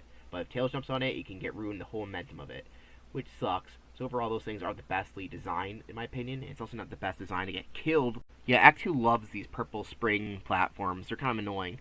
There's also a unique thing there, as you can tell, is that some of the item boxes are frozen solid. You have to break the ice around them to get the item, which is, just a nice little effect. It's actually only really noteworthy as a gameplay mechanic in the Knuckles area, where there's an Eggman capsule. Basically, Eggman capsule is a new thing. If you hit the Eggman capsule, it will damage you. Basically, it's a hurt box, so don't hit the Eggman capsule. So yeah, other than that, it's nothing too difficult. And this area here is just a place to get rings. It's not a main area. It looks like it would be. It's just a lie. The final boss of Ice Cap Zone is the Egg Froster. Eggman comes down this little platform, and basically you gotta jump onto it and then hit him as he shoots ice from the sides of it. There is stuff come from the bottom, but overall it's not very hard even without supersonic. But once again, I have so much rings, and just always get supersonic. But that's all Ice Cap for you. In order to get to the next zone, Sonic has to travel through some snow, and eventually he'll end up in Launch Base Zone. Right out of the snow and into the base zone. This area is pretty interesting because this is the area that Eggman has his new base, or trying to build a base, basically. Essentially, the Death Egg landed near this area, and he's building an area to launch it back into space to, conquer the world again. Of course, he doesn't let Knuckles know that, because Knuckles isn't very smart. But Sonic's like, we're not going to let you launch your thing to the sky. And in case you're wondering, this is the last level in Sonic 3 by itself. But of course, it's just the middle of the game if you're playing Sonic 3 Knuckles. Though this is a harder stage than the next stage. So it does feel kind of like a nice little midpoint, like a nice little mid area. And this level is pretty interesting. Compared to other final areas, it has a unique aesthetic going on rather than just, oh, here's final. But it feels like a thing that's being constructed on, maybe on top of a temple as well. It kind of has that vibe going on. There is water at the bottom, like always, but at least we actually see the water here, so it actually makes sense, like Carnival Night Zone. There's these annoying snails on these platforms, which are really annoying. I hate them. There's not actually a whole lot of enemies here. I mean, there is, but most of the time we'll be dealing with the platforming, like these weird little balcony spinning things that spin Sonic up. Let's go over some of the enemies here. We've got Quirkery, Flybot767, great name. Orbinaut, Rybot is Snail Blaster. And yeah, some of the balcony things do shoot you away. There's nice little inside sections. There's a lot of fire. There's a lot of tubes. There's alarm things that go off with enemies attacking if you go past it. There's a whole lot of stuff going on here, and has some great music. Of course, the music, much like the last two zones, is changed in the Origins version and the PC version. Meaning the Genesis version is a different song than the PC/Origins version. Of course, the Genesis version is way better, in my opinion, especially since the remixes and the Origins are awful. There's a whole lot of stuff going on here, like there's another little nice zip line here for Sonic to travel across, and these weird spike things that are kind of like, they're kind of making something, as well as tubes that shoot all over the place. It's just it's a wacky workbench, if you will. Eggman even designed elevators for the stage so he can get his fat ass around, and these elevators basically would give everyone like epilepsy or something. Not epilepsy, they would puke out their guts after going on this. Motion sickness, baby. Eventually, during this act, we'll go for some spinny rides, and when we get to the top, Knuckles is there, and he has a bomb! Like, geez Louise, Knuckles, what are you doing? He's blowing up the whole area. And yeah, you gotta get out of this tower because Knuckles just blew the crap out of it. Maybe he thinks that Sonic built it because he's stupid. Anyway, inside the next little area, Eggman drops his next badnik. This guy is known as Twin Arms. And why is it called Twin Arms? Well, it only makes sense playing as Knuckles because there's two of them. But playing as Sonic or Tails, you just have one, and using your shield is not too hard. But he will try to dodge you all the time, which is kind of annoying. Like, get your ass down here, mother effer. And he's pretty easy, despite the fact that he tried to avoid us. You can't avoid Sonic, though. Act 2 is much the same, just a little bit more water, though you can mostly avoid them. So nothing too new here. But we gotta get to Eggman. We gotta stop him from launching the Death Egg. So let's just go to that, shall we? Anyway, once Sonic is all over the platforms here in the water, we finally see Eggman's new plan, and he has a couple boss fights. Like this thing, the Egg Cannon, which is just a thing that shoots balls out, but you just gotta hit him. And even without like Super Sonic, it's super easy because, just jump on the platform and avoid it, and you can hit him multiple times. And yeah, that kind of sucked. Also, we defeat Eggman, we discovered that, yeah, he left his Eggmobile behind, so let's just use that to fly around, which is pretty awesome. Knuckles decides that he wants to take a punch of Sonic here, but ends up getting blown off his little, what do we call that, foundation there, because, the rocket behind him is launching off, so that's the last time you'll see Knuckles. You're playing Sonic 3 by itself, by the way, so anticlimactic, I know. Anyway, this thing is getting launched, which is not what we want, so Sonic's gotta get up there. But luckily, he uses Eggman's teleportation device to get up there, which is kind of hilarious. Anyway, Sonic is on the platform that's launching into the sky as Eggman shoots out his new end thing called the Egg Rocket. It has a bunch of lasers shooting out, but if you do what I'm doing, it can easily bounce off of him, and yeah, that's the end of that boss fight.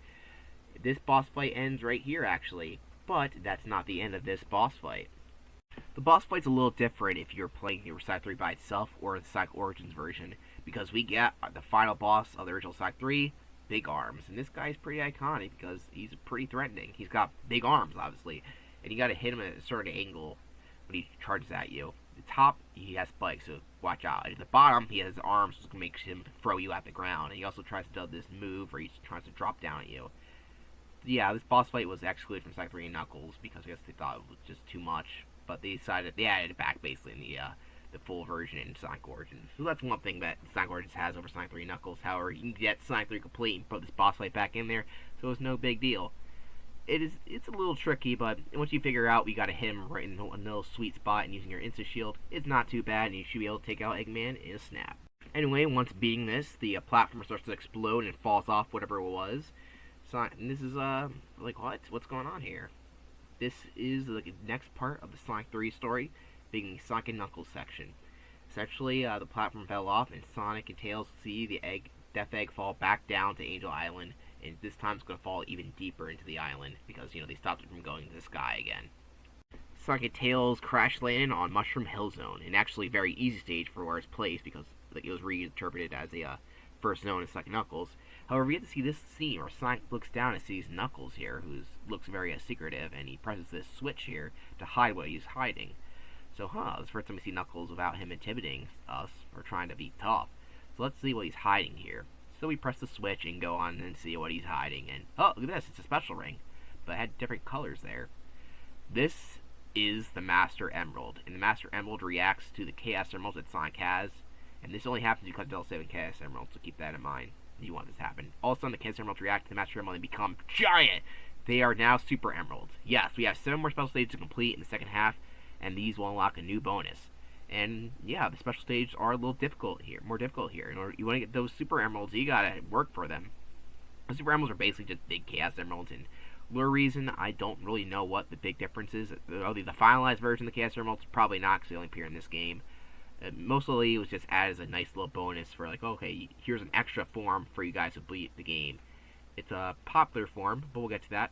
One of the noteworthy things about the new special stages here in Blue Spear is that they added a new yellow spear, or yellow-orange spear, if you will. And this spear will bounce Sonic and Tails or Knuckles farther away in the stage.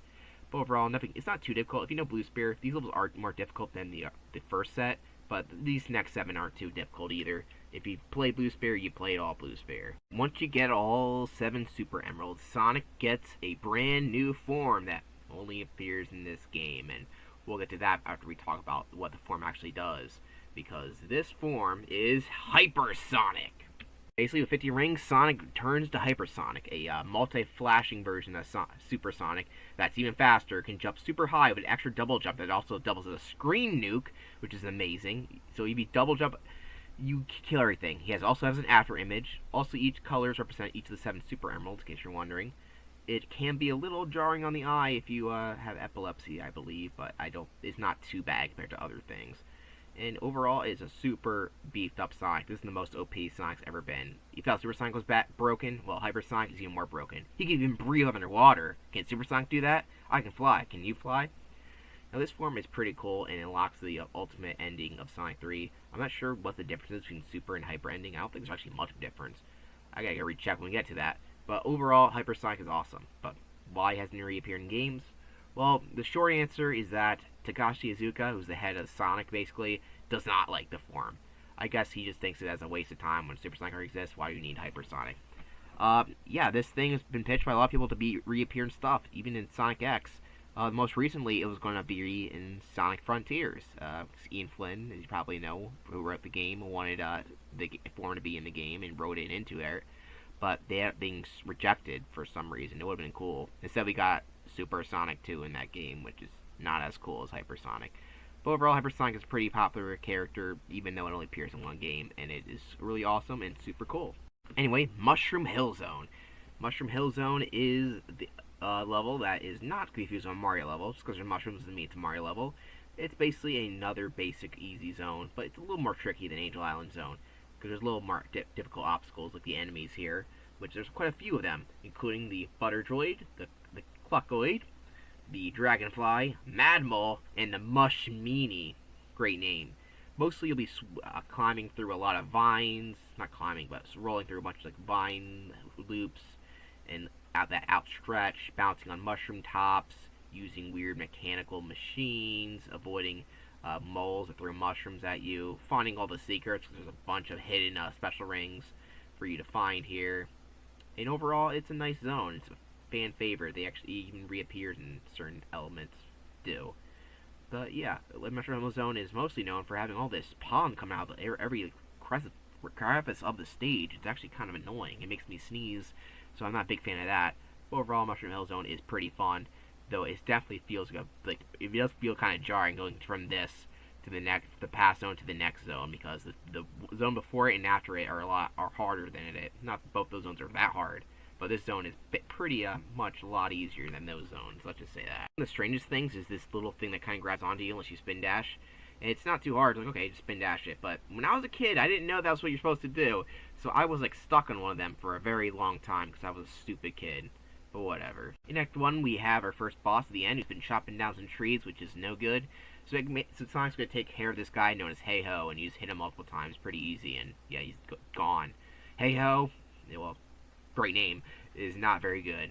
This zone also has this weird mechanical thing, which is kind of weird because nothing else other than the badniks are mechanical. Just this one little lever thing that you just pull it up and down to go up and down. Only up, but it's just kind of odd. When starting Act 2, you go to the right. Knuckles pulls a lever, which tries to blow Sonic away. I don't know why he's trying to blow me away. That's not very nice. Yeah, Act 2 has a nice fall aesthetic, and all the mushrooms are now blue. Okay, blue mushrooms.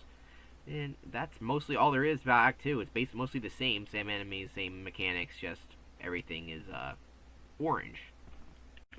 We see the satellite shooting electricity, so we're going to hit that. And it turns out that's Eggman, and this is the Egg Scrambler. I guess it's scrambling news waves or something. Basically, there's a lot of these like traps Eggman has. You gotta jump over and avoid. Eggman also has fire from his contraption. You just gotta watch out for that. And you just gotta hit this big old bad boy here without getting hit by the other things. Because keep in mind, you have a limited amount of rings here, and when you get hit, your rings fall behind you, so they're really hard to recollect. Into Shield is gonna be a lifesaver, but it's gotta watch out for Eggman's fire more than anything else. If you do it right, Eggman will start to explode, and his machine will fall right into the tree there. Wah wah. And then we are ready to go out of Mushroom Hill.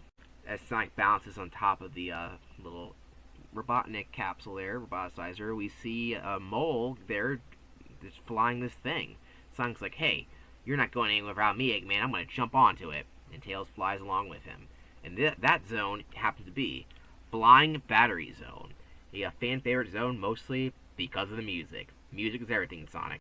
This zone has a lot of things where Sonic has to come across like monkey bars, and some of them will bring him down to the next level. There's a lot of fire traps and other little interesting things like that. It's like basically like an Eggman base, but an actual regular level rather than an actual final base, which is kind of weird. There's only two enemies, being the Techno Squeak and the Blaster. There's this section here where you actually are above the clouds. It actually can be a little tricky, especially since there's not a lot of bottomless pits in this game. So if you don't not aware of that and trying to rush through it, you'd be like, oh crap, I just died. So yeah, I can't believe this level's going to be a lot earlier in the game. Well, the rest of the level isn't really that hard. That area can be a little bit of a tricky-dicky area, as I like to call it, because you're not really aware of it. Most of this level is just like going through all these weird tubes and such, and using the springs of these fire things, but they're not too difficult. You have a fire shield, unless the Techno Squeak takes out your shield. And little things that shoot you around, weird tube things. There's a lot of weird tubes in this game. Like, what even are these things? These balls shooting out. They only really appear in this one section, too. It's kind of odd. There are sections where you're above it, and you gotta swing these propellers around, and missiles are getting shot at Sonic, and it's kind of all crazy sorts of things. There's even things where you can move the springs a little bit. You try to get secrets, and then the game just punishes you by getting hit by the propeller. So you gotta swing between the propellers in order to find this nice little one up there. But then we go back into the spaceship, but then there's a little annoying thing that shoots you back up. Like, what was the point of that? Anyway, this is basically what Wing Fortress should have been. Flying Battery, Wing Fortress, but better. There's also platforms here that shoot up in the sky from electricity, and there's, like I said, spikes you can move, which only can bring you to a certain amount of special stages, but not a whole lot, because, you know, there's not that many special stages in Flying Battery compared to the other zones. This zone even has roboticizers as elements. Some of them give you rings, some of them bounce you up, and some of them actually have badniks inside them. Well, yeah, it's kind of like, what are you gonna get? The world may never know. Also, these things, which can kill you because they can crush you, so watch out for those. I've actually died on these more times than I like to say, because, yeah, it's just a shorter window than you might think. And speaking of roboticizers that mess with you, you hit on this one, and all of a sudden it becomes alive. Yeah, this is known as Gapsule. I don't know what the G in Gapsule means. Basically, all you gotta do is spin dash on top of it and make it hit itself. Sort of like The Incredibles, the Omnidroid. If you know that movie, then you know it. You know what I'm talking about. This boss fight, because of that, is pretty easy. It might not be self-explanatory, but just jump on the spring and make it hit itself. In Act 2, we have a similar Sonic 2 situation, sort of like a Wing Fortress Zone, where we got a laser from the sky. This time you can't hit it, and it just shoots down at the thing as the walls close in. You're like, oh crap, am I going to die here? It looks like Eggman's going to win. Like, oh my goodness, I can't attack it, I can't reach it, I'm going to die. And just when you think Sonic has nowhere left to go because the area is getting shorter and shorter, it turns out all those blasts destroyed sort of part of the base, and Eggman runs away like a little bitch because, you know, he destroyed part of his thing. And you gotta climb up a little bit because the rest of the flying battery zone is going down with Sonic, and you gotta watch out because there you can go back and die. So if you're careful and you don't get crushed because you forgot about the gloops there, you'll be launched up in the sky by this platform. I guess this platform is just flying up, and the rest of it's sticking down. I'm not too sure how that works, but eventually you'll go all the way up in the sky. And Eggman will have his new machine known as the Egg Hanger. It's called Egg Hanger because it's hanging. And it'll basically do a little loop-de-loop to, I guess, I don't know, to do something. I don't know why this thing has balls, too, but it has balls at the bottom. Basically, it'll climb the side, you gotta avoid Spike, and it'll shoot fire. Luckily for me, it wasn't that difficult, because for some reason it went after Tails instead of me, and, you know, it doesn't really matter. Yeah, so eventually you just basically hit it when it comes up, and it has a bunch of different loops. This boss fight's actually a lot harder than Knuckles, but we'll get to that when we get to that. But overall, this thing guy isn't too hard. The most interesting thing about him is the unique Eggman sprite. The way he's looking up, looking really derpy. Like, I wonder if I can get Sonic here. But he's too busy hitting Tails that I don't even have to worry about it. So this is one of the times where Tails, it actually helps out on the boss fight quite a bit. Because he'll try to hit Tails a lot of times. And he's pretty basic and easy. Oddly enough, the Knuckles one's actually pretty hard. But the Sonic version is super easy. And Sonic runs out of this area. I guess Flying Battery didn't crash because he decides to break open the door and it ends up in the sand. The desert of Angel Island Zone, known as Sandopolis Zone. And yeah, this is a pretty sandy level. Sandopolis is much like Ice Cap Zone. Both Act 1 and Act 2 are very different. In fact, Sandopolis Zone is even more different. And Sandopolis Zone is considered to be one of the weakest zones in the game. I don't mind it. I don't think any zone in this game is bad. They're all greatly designed. They all have great music, though. Though I can see why people don't care for Sandopolis as much. I actually like it. Basically, you have sand dunes that are shooting Sonic down. You can't jump back up them, so you gotta go back down. Even though I'm trying for some reason. Here, in the little sand stuff doesn't actually kill you unless you're all the way at the bottom. We got more hangers. I forget exactly what these things are called. And they basically Sonic can mountain climb his way down or do a little pole vault over there. Not really a pole vault, but whatever. And honestly, the Act 1 is pretty fun, the little sand hills and this little loop-de-loop, which Sonic goes through multiple times in order to launch himself up really high. There are blocks you gotta push onto conveyor belts, and there's a little bit of waiting, but it doesn't take too long, and little things that take you up. But overall, it's pretty basic and nothing too hard other than the enemies, which aren't even hard either, because that one enemy sucks ass, as I talked about during the Badnik section of the video. Anyway, where are the enemies? We got the Hydro, the Rockin', Sandworm, and Scorp. And they aren't too hard to deal with, because, you know, you don't have to deal with one of them until the next act, and even then, they're not too hard to deal with. Like I said, one of the cool things about this zone is that you can just climb up these sand falls, if you will. Pretty nice. There's a lot of crushing stuff, so you gotta be careful with that, and because we don't want to get crushed, because that's instant death in Sonic. But at the same time, you don't want to get hit by spikes either. But overall, Sandopolis Zone, while a little more difficult, is a little bit of a short level if you know what you're doing.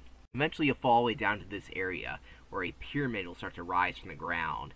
And at the end of the pyramid is a very interesting sub-boss that some people theorize isn't even an actual Eggman Badnik or sub-boss. It's just like a weird golem that used to exist here.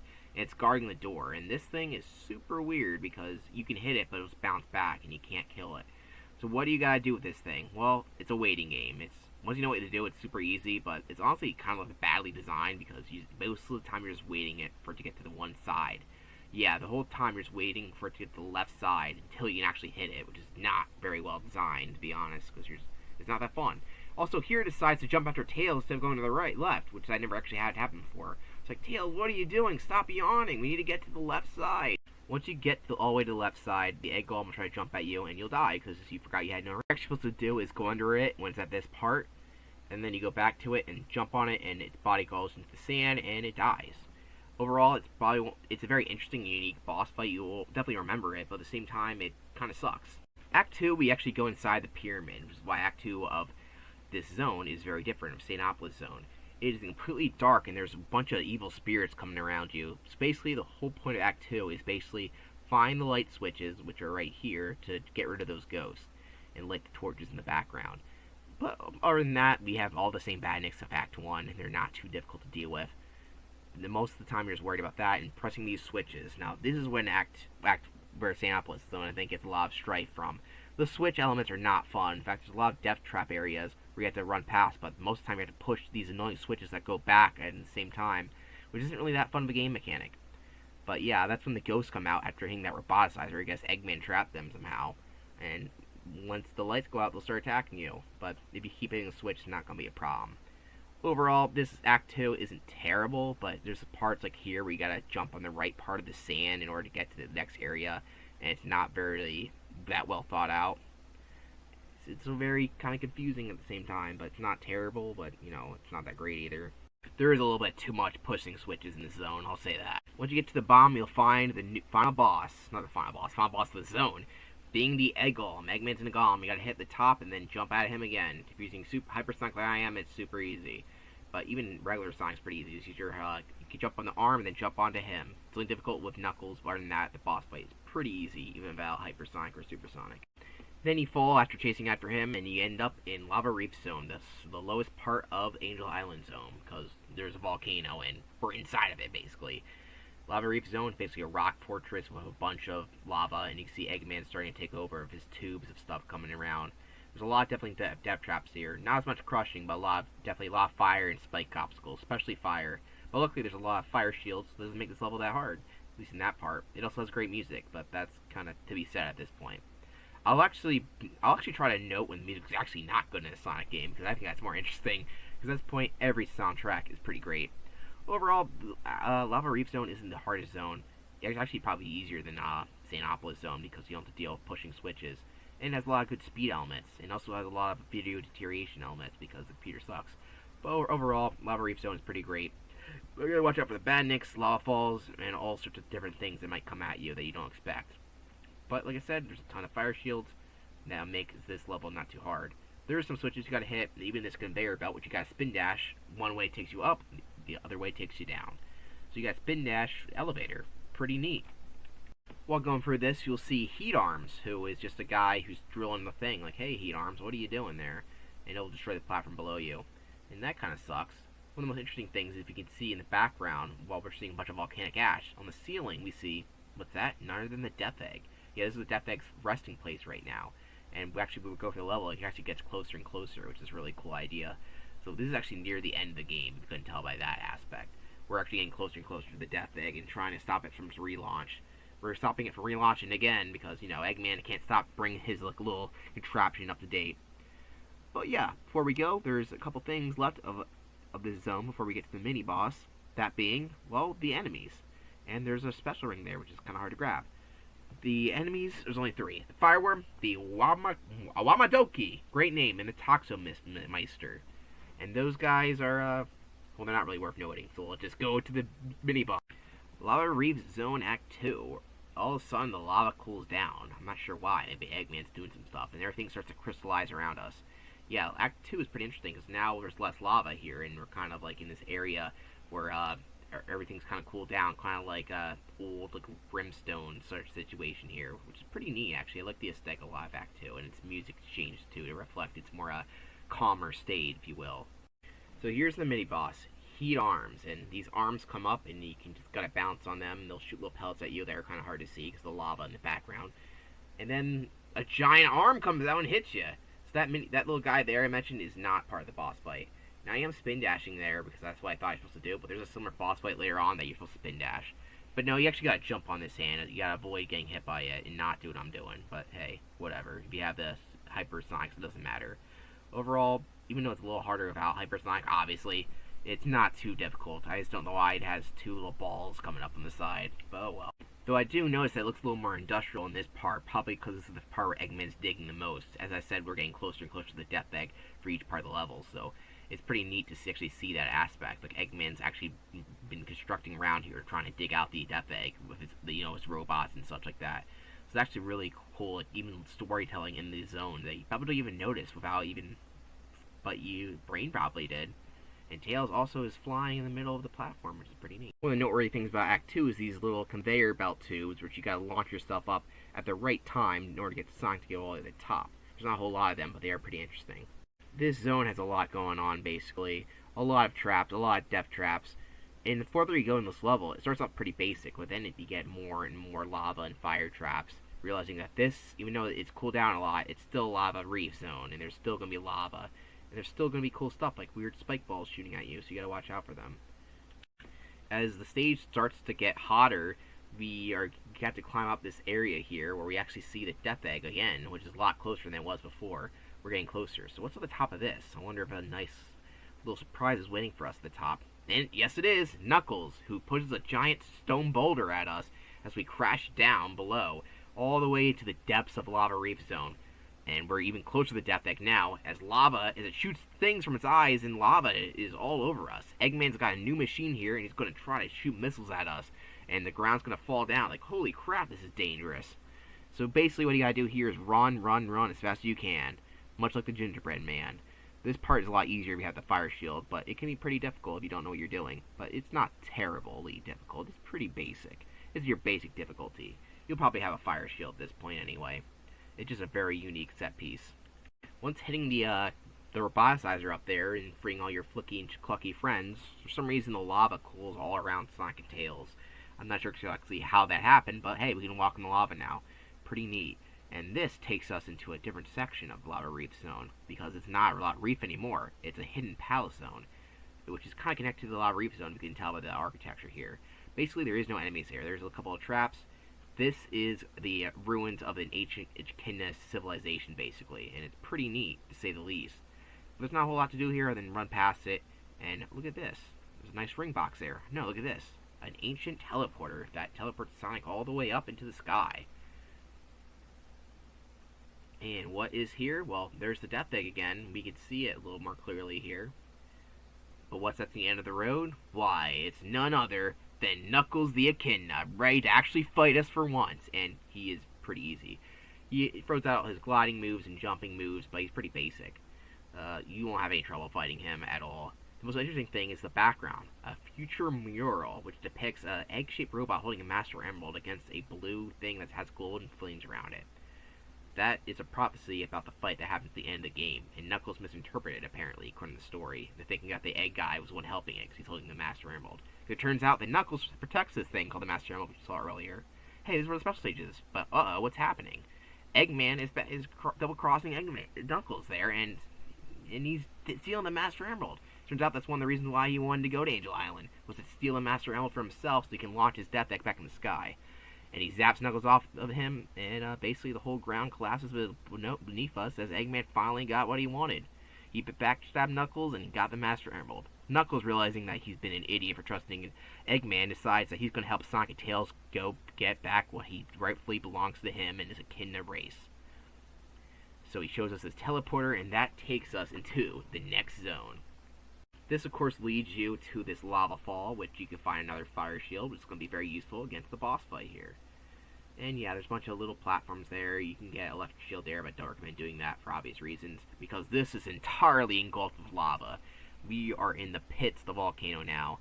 Basically, here, the boss fight isn't starting because you got to land on these platforms, apparently. The game is tricky about that. They want you to do it. So you got to wait for the one, and then you land on it, and then the boss fight starts. And this boss fight is known as the Egg Inferno. And basically, Eggman's in this machine, which is basically indestructible. It has spikes on the top, and you can't aim from the side because it's lava. Basically, what you gotta do is jump on the platforms here and avoid getting hit by the spike balls. But Eggman is stupid. He could just let Sonic die here, but instead he substitutes spike balls. And the spike balls fall down on him, and that hurts him. That's what hurts him, the spike balls. So once again, Eggman isn't the smartest guy, despite the fact he's a giant IQ. Because his own contraption is killing him. If he just let the lava do its job, then you won't have to worry about it, because the spike balls don't really add much to the difficulty. That's just how he hurts himself. So Eggman, you're not the smartest tool in the shed, let's just say that. The sharpest tool, I should say. Sky Sanctuary Zone, one of the most famous zones in Sonic 3.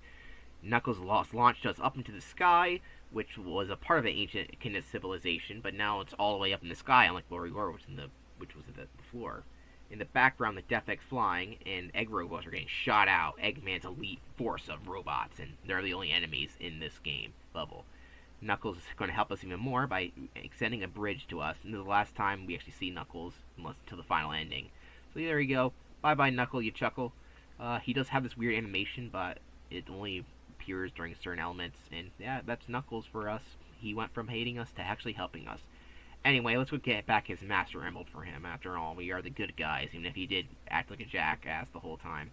Anyway, there's reg robots all over the place. They are pretty easy. In fact, they have a big hitbox. They shoot lasers, and that's about it. Sky Sanctuary Zone is actually a pretty basic level, since there's only one act in here. It has great music and a lot of it feels pretty like big. Like you're like, okay, we gotta rush to the end here.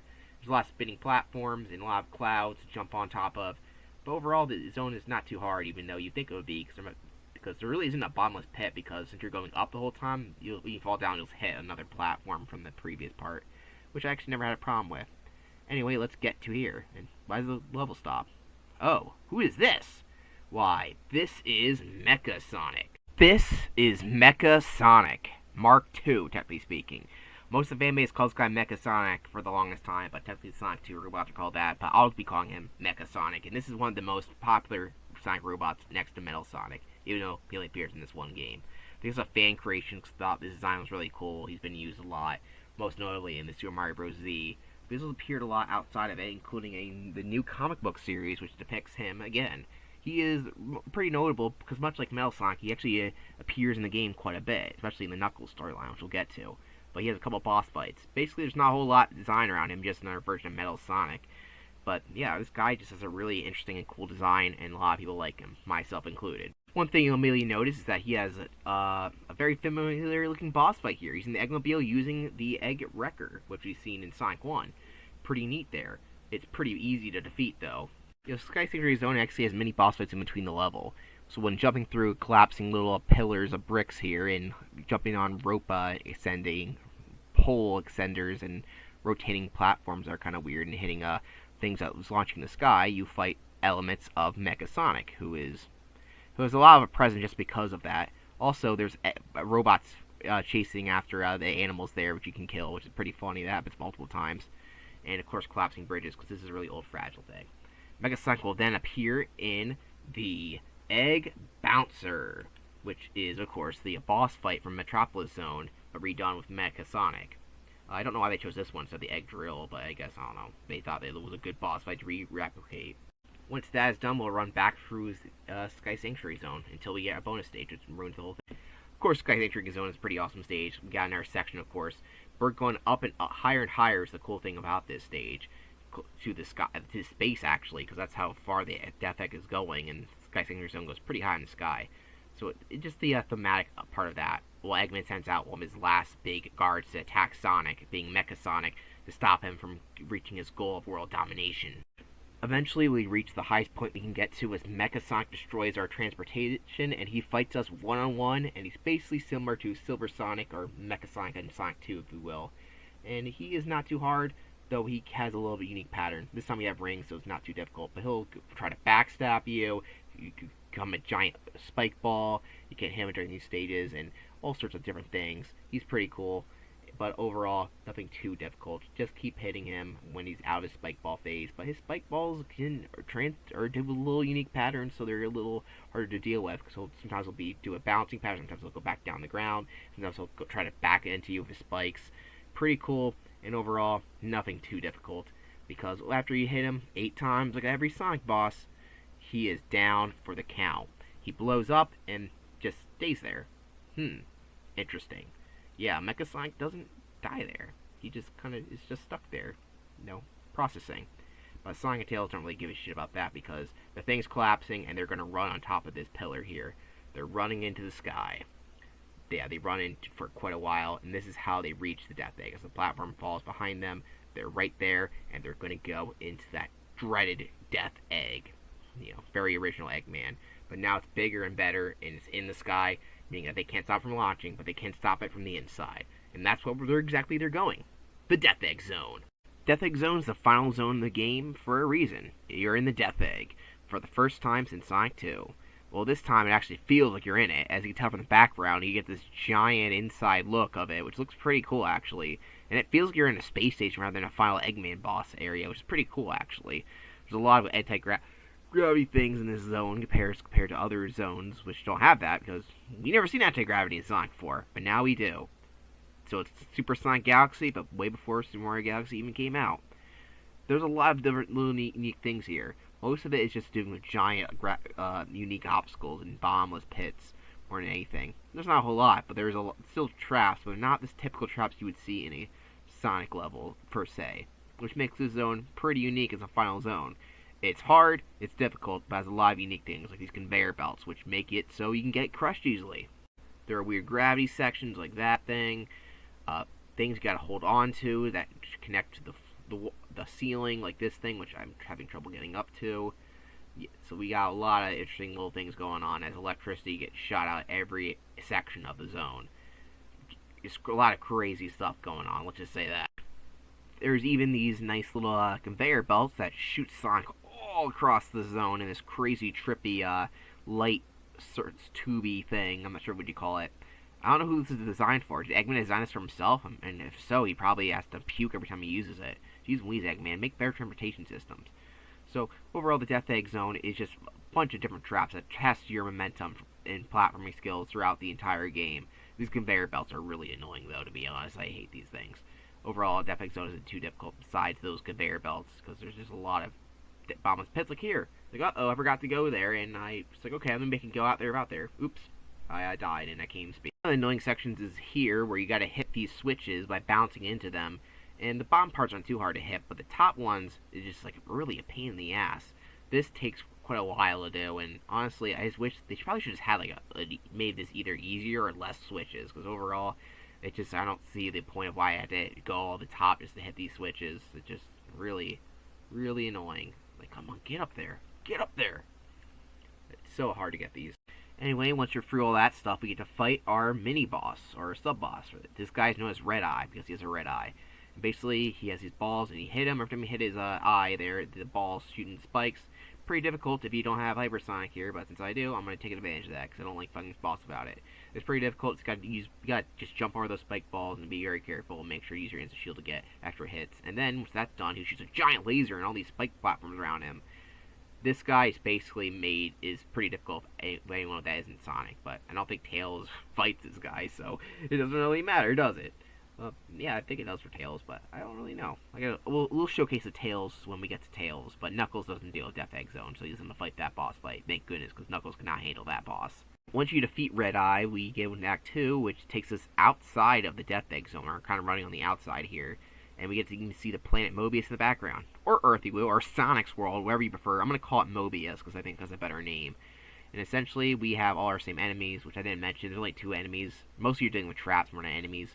So the enemies are the Spike Bonker and the Chain Spike.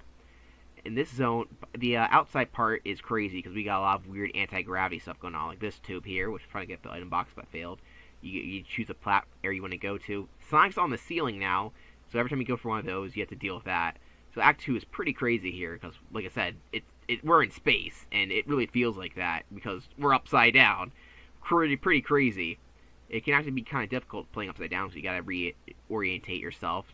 Okay, I'm not on the floor anymore. I'm on the ceiling, so it's can be a little hard, but you'll get used to it. Plus, you go back and forth pretty much easy, and there's actually no bottomless pits here. So it's pretty nice. Just got a nice little momentum, and basically after avoiding the spikes and make sure you're collecting your rings and going for elevators, you'll be able to do this just fine. Eventually, the elevator will take you to the boss fight, known as Death Ball. Eggman's controlling this contraption that can only be defeated by itself, because if you try to hit it, the springs are in the way. So you use the elevator, which takes you to the ceiling, and you got spin dash these little spike balls, or try to get it to hit them, the machine itself. It's basically just keep going in the elevator, spin dash, go in the elevator, spin dash, and so on and so forth. It's actually a pretty easy boss fight when you realize that. You can get hit by the stray spikes that they can do, spike little things come out. I guess I call them spike balls. They're not really ball shaped because they're dome shaped. We'll just say that. And overall, its boss fight seems like it could be tricky, but since it's a basic pattern, to go in the elevator, then spin dash, and you'll get the job done eventually. It takes a while, but overall, nothing too difficult. You just gotta time it out better, but I just think it's better just to keep doing the same pattern over and over again until it happens right in your favor. After a while, you'll destroy it, and Eggman will run away like a little bitch he is, and you'll try to chase after him. And he'll run and run, and somehow you're not able to catch up to him, and then he gets into a giant machine, and if you're not careful, you'll die because you forgot that the platform's going to go under you. So what actually happens is that Sonic and Tails chase after Eggman, and he gets into a new machine known as a giant Eggman Robo, which is basically the Death Egg robot, but even bigger and more powerful, because this thing is getting charged with the Master Emerald itself, making this thing a pretty tough boss fight. So the first thing that he's going to do is try to press down with his fingers, but all you gotta do is spin dash on them, so not very hard boss fight. It looks intimidating, but, you know, because this is all you have to do, it's not very hard. Unfortunately, there's 6 fingers you gotta get rid of, so it takes a while, but other than that, it's pretty easy. And once you take out all his little piggies, he will retreat. Just kidding, he doesn't retreat, he comes back. This time, he is going to shoot fire at you in giant death lasers. You gotta hit his nose, and then the Master Emerald container, and then jump over the laser. But also keep out, there's fire, and the platforms are falling down, so you can easily die. Even though I die here, this is one of those harder than it looks thing. If you time it right, it's pretty easy. Keep in mind, after his shield goes back up, the fire comes out. And just time the jump for when the laser comes out, and hopefully you do it right and not die. The main point is, jump on his nose, hit the Master Emerald, don't go all the way too far to the left, jump over the laser, and you should be able to do it fine. After a couple takes, you shouldn't have too much difficulty doing it, and you should be able to defeat the Death Egg robots. Not the Death Egg Robo, the Giant Eggman Robo. That's his official name, Giant Eggman Robo. And after you do this nice pattern, after a while, the Giant Eggman Robo will crash down, and the whole platform around you will also. So you gotta get yourself out of there. But Eggman has a little trick up his sleeve. He's still trying to take the Master Emerald with him. Hey, come back here, you little bastard. That's mine. So you gotta be careful here, because you have to hit him multiple times in order for him to drop it. But at the same time, the platforms will fall behind you, so you gotta really be careful here. Now, even though story-wise it can end here, there's also a final level that's a true ending, which happens if you defeat him. It looks like you defeat Eggman. His robot got destroyed and all that, but if you collect all the Chaos or Super Emeralds, you get the final zone, the Doomsday Zone. Sonic turns Hyper or Super in the first ever Super Sonic boss fight, where you have to avoid asteroids. Now, because you're Super, you don't have to worry about getting hit for the most part, because you have infinite, because you are invincible. However, you gotta collect the rings, because your ring count is still going down. It still works the same way as Super Sonic stuff. Eggman shoots stuff at you, and they can bring you back down, so everything's slowing you down rather than anything else. The main goal of this is to collect the rings. You stay back, it's easier to collect the rings. There's different patches of rings to help you. That's the main goal for this boss fight. The Doomsday Zone, its boss fight, by the way, just called Final Weapon. Really creative, I know. It's basically the same thing as the big Eggman Robo, I guess we'll call it. I'll call it the Death Egg Robot, Death Egg Robot 2, basically, because that's what it basically is. It's even in the Death Egg. Anyway, if you fly forward after you're done collecting some rings, basically, his Eggman Robo has this blue little shield around it, so the only way you can actually hit it is get the missiles that's shooting out at you to hit it. It's also shooting little bullets at you. So basically, he's got to make the missiles hit the top part there where the nose is showing, in case you couldn't tell. And it's not too hard, you just gotta keep out for the ring count. Keep in mind, you can go back and get the rings, but at this point, you just got to make sure you want to get as much hits as possible, and then eventually it'll blow up. That's just the first stage of this boss fight, though, because he'll get rid of his blue shielding and fly out, I should say, because he's not running, he's in the middle of space, with his robot flying away, holding the Master Emerald. And this is a good time to collect some more rings, because we need a lot of them, and we lost a couple when we're getting missiles to shoot at him.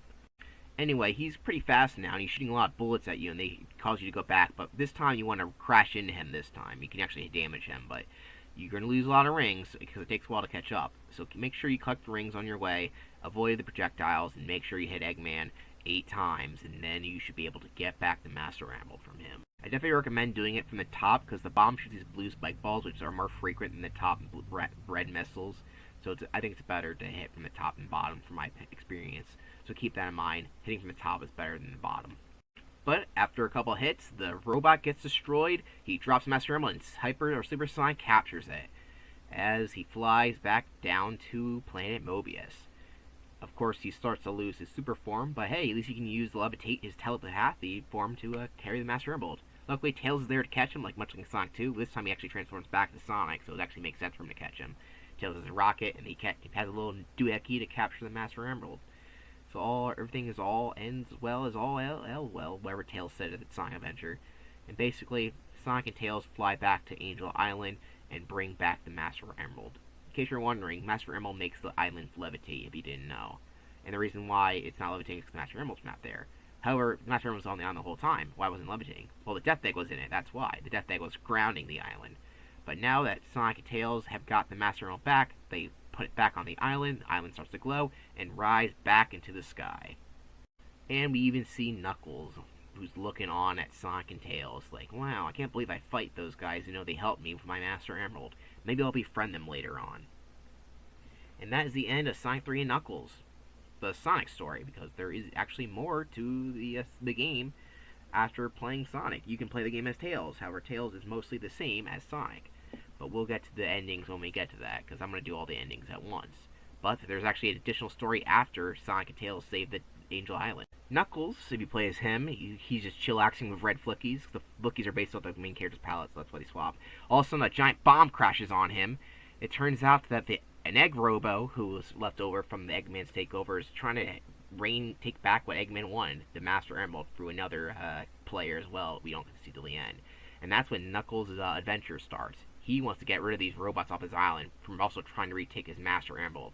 Eggman is not involved in this adventure, actually, believe it or not, and this story takes place exactly after Sonic the Hedgehog 3 storyline with Sonic and Tails. Sonic and Tails is the canon ending, in case you're wanting Sonic and Tails together.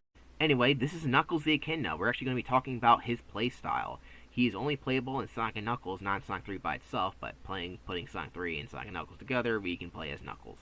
And one of the big differences is that sprite's a little different. If you didn't tell when we were playing Sonic 3 in Knuckles, we noticed that Knuckles' sprite was a little different. Essentially, and I'm not sure if Knuckles' sprite was even finalized in Sonic 3 and Knuckles, so all the in-game things we play, for the most part, other than the ending, Knuckles has the sprite on the right, which has pinker in color and has yellow socks, which I didn't even notice until more recent playthroughs. Cause I was like, wait, yeah, he does look different here. The one on the left is what he looks like when you play the game. He is more red in color and has green socks. I don't know why this happens, but I think it's pretty interesting.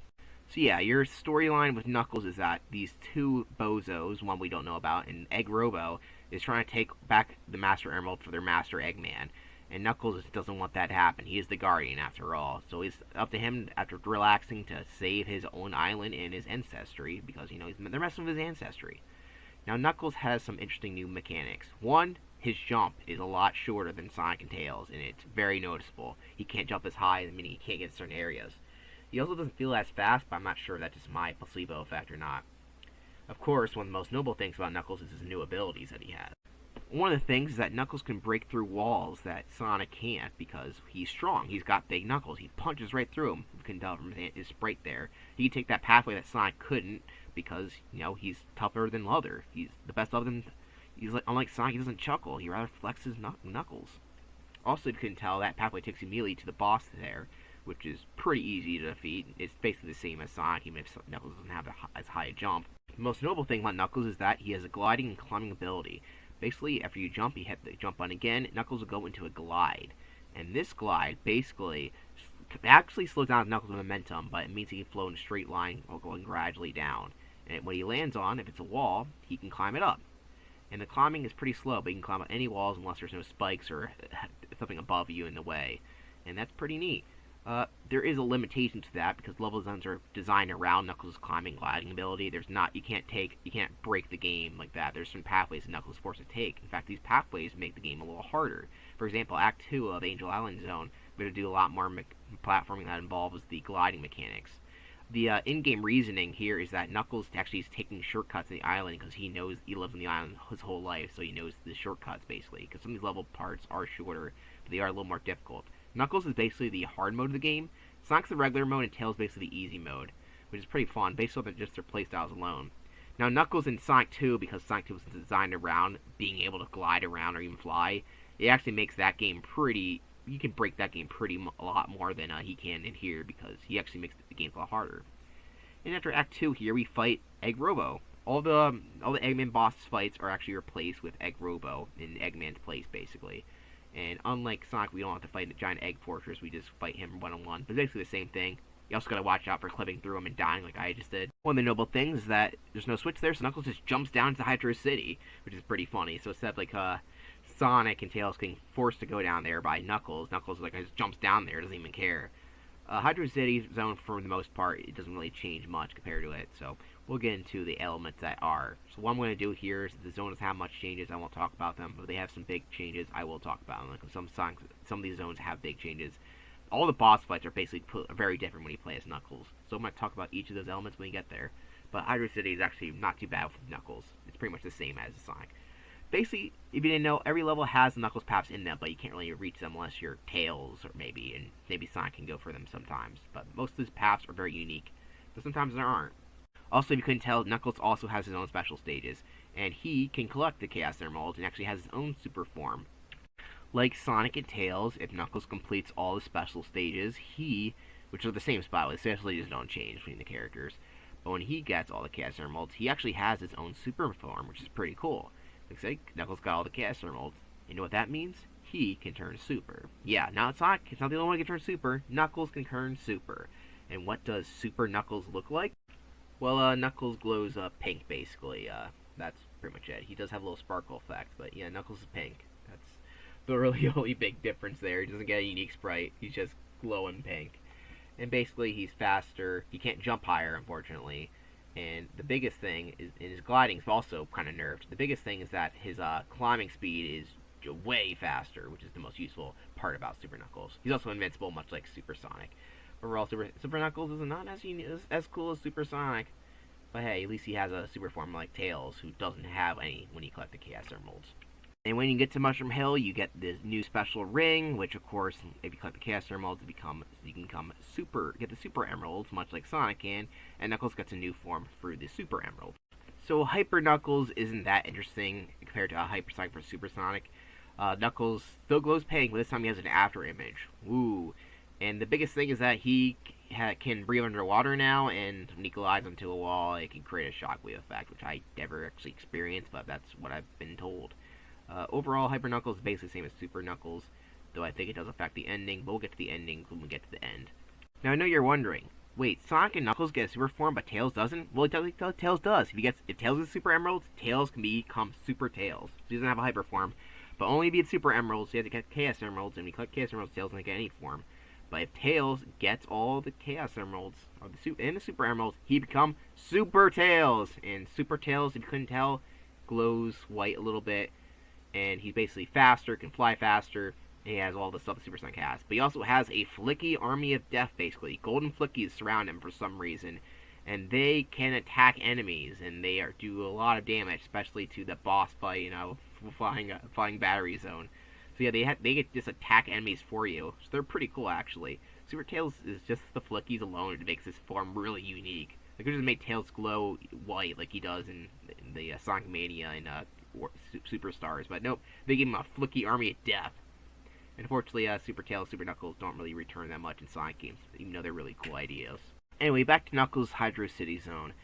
His Act 1 is pretty much the same as Sonic, but his Act 1 boss fight is much more tricky with Knuckles. The mini-boss here is already kind of difficult, but Sonic, because of Knuckles' lower jump, it actually makes this boss harder. You can't jump over it during this stage, so you gotta try to spin dash around it, or cling to the walls. Either way, it's not very easy, and you can easily die. Just make sure you get as much hits as possible during this phase, because it's gonna be hard to dodge it. And the Act 2 is pretty much the same, so Knuckles, so the boss fight is also pretty much the same. He has a lower jump, so it's a little harder, but other than the fact he's in an insta-shield, it's not too difficult. It's basically mostly the same as Sonic's, except for his gliding can get really weird if he glides onto the bombs at a certain angle. And sometimes he'll just be stuck in the air like this. Like, hey, can I hit you? Nope. Well, maybe I did. Anyway, nothing. It's actually not too difficult. Just is a little more difficult, but not extremely hard. Rubble Garden Zone has a couple more areas where Knuckles has had exclusivity to compared to the other characters because of his unique gliding abilities. In fact, there's a lot of steep inclines in this level, making it a little more tricky for Knuckles to do. And there's a lot of wall stop gaps that make it so he can't climb up certain wall areas if you want to. If you climb up certain walls like there, you have a stoppage. You can't climb all the way up there, Knuckles. You gotta do it the hard way. The Act 1 boss fight's also a little different. Well, it mostly plays out the same because the boss is so high up and Knuckles hard to hit him. there's the little spike pillar comes up that helps Knuckles jump on him, and that's it's kind of nice. You can get hit by the sides of it, but overall it's a little more difficult. But since it's easier, it's not too hard to jump on the thing and then jump on the robot. It's not too difficult. In Act 2, the ground starts coming around Knuckles. Up, he doesn't go in the sky; it goes actually underground. This part's actually a lot more difficult with Knuckles because of one section where you have to hit this thing like a really quick succession about getting hit, or you will die. And so, other than that, this part isn't too hard. It's a short area, but this part right here, if you don't get this right, you can easily die. So just keep that in mind. Get it really fast, just don't care, or you will die. The boss fight is actually completely different. Instead of fighting the sky, we get drills getting shot out at 2 different angles, and the Egg Robo will try to come down from each one. There's fires, you gotta watch out for that, but you gotta hit him. You also gotta watch out when the spikes come out, because they come out in random locations, and you never know when they're gonna come out. Just be careful, or you might die. This boss fight might have been not that hard with Sonic, because of his Insta Shield, but Knuckles, it's more tricky, because he doesn't have that vulnerability frame like Sonic does. So keep that in mind. Overall, just watch out for the fire and try to hit at the right angle. Honestly, I always feel like Knuckles gets hit more than Sonic. Maybe it's because I use the Insta Shield all the time. Anyway, this boss fight actually doesn't have a different name. It is called the Egg Drillster Mark II as well. It's the same build, but it's a completely different boss fight. So make up a new name. Come on, guys.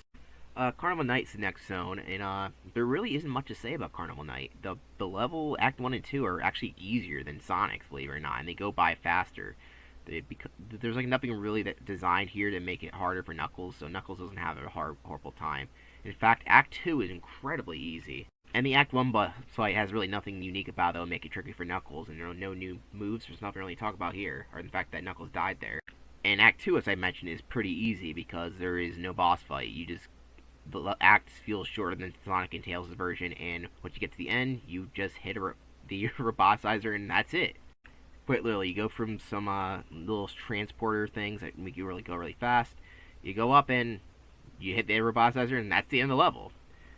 Quite easy. Knuckles actually uses a transporter to get to the next zone here that we didn't see, and this transports us at the bottom of Ice Cap Zone. So Knuckles doesn't snowboard here, He doesn't like snowboarding, unlike Sonic.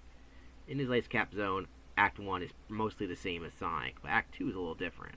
In the mini-boss fight, by the way, is nothing worth noting. It's mostly the same. It is a little harder to hit because Knuckles jump height, but nothing too difficult. Act 2 of Ice Cap Zone takes place mostly underground, unlike Act 2 in Sonic's version. And there's a lot of water to deal with, too, as compared to most of the game, which doesn't have a lot of water. So it's kind of a water level. There is water in the Sonic version, but you don't usually deal with it at all. Most of the time I do it, you don't. There's a lot more tough platforming, which is going to be a trend of Knuckles levels. There's a lot more tricky-dicky platforming, and the glide doesn't really help you because it leaves you vulnerable a lot of times. So yeah, you gotta be careful. And overall, it's not too difficult, but it does feel a lot different. Overall, not as fun as the main version of Ice Cap Act 2. Here's the Eggman capsules there, just to mess with you. Eventually, we get to the boss fight, which is the same as the Sonic's version. And all you gotta do is go up and jump. Now, one thing, I got really lucky on this, where I just started bouncing off it instantly. So, very easy boss fight. Even Knuckles has no problem doing it. Our next zone is Launch Base Zone, which is more tricky with Knuckles, that's for sure.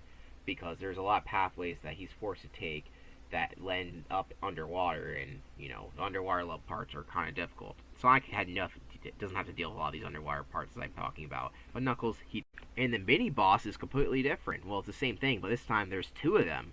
And yeah, that makes it a little more tricky, especially since Knuckles' shorter jump makes it a little harder to hit them. You can use that little trick about your super to hit them, but at the same time, you're very limited. Most of Launch Base Zone Act 2 is kind of taking place underground. After all, there is no launching going on anymore. The depth deck is just completely destroyed at this point. Name is not even on the island. So basically, Knuckles here is just, trying to get his way up through. As a matter of fact, we're in the sky. Angel Island's in the sky the whole time, so certain elements don't even appear.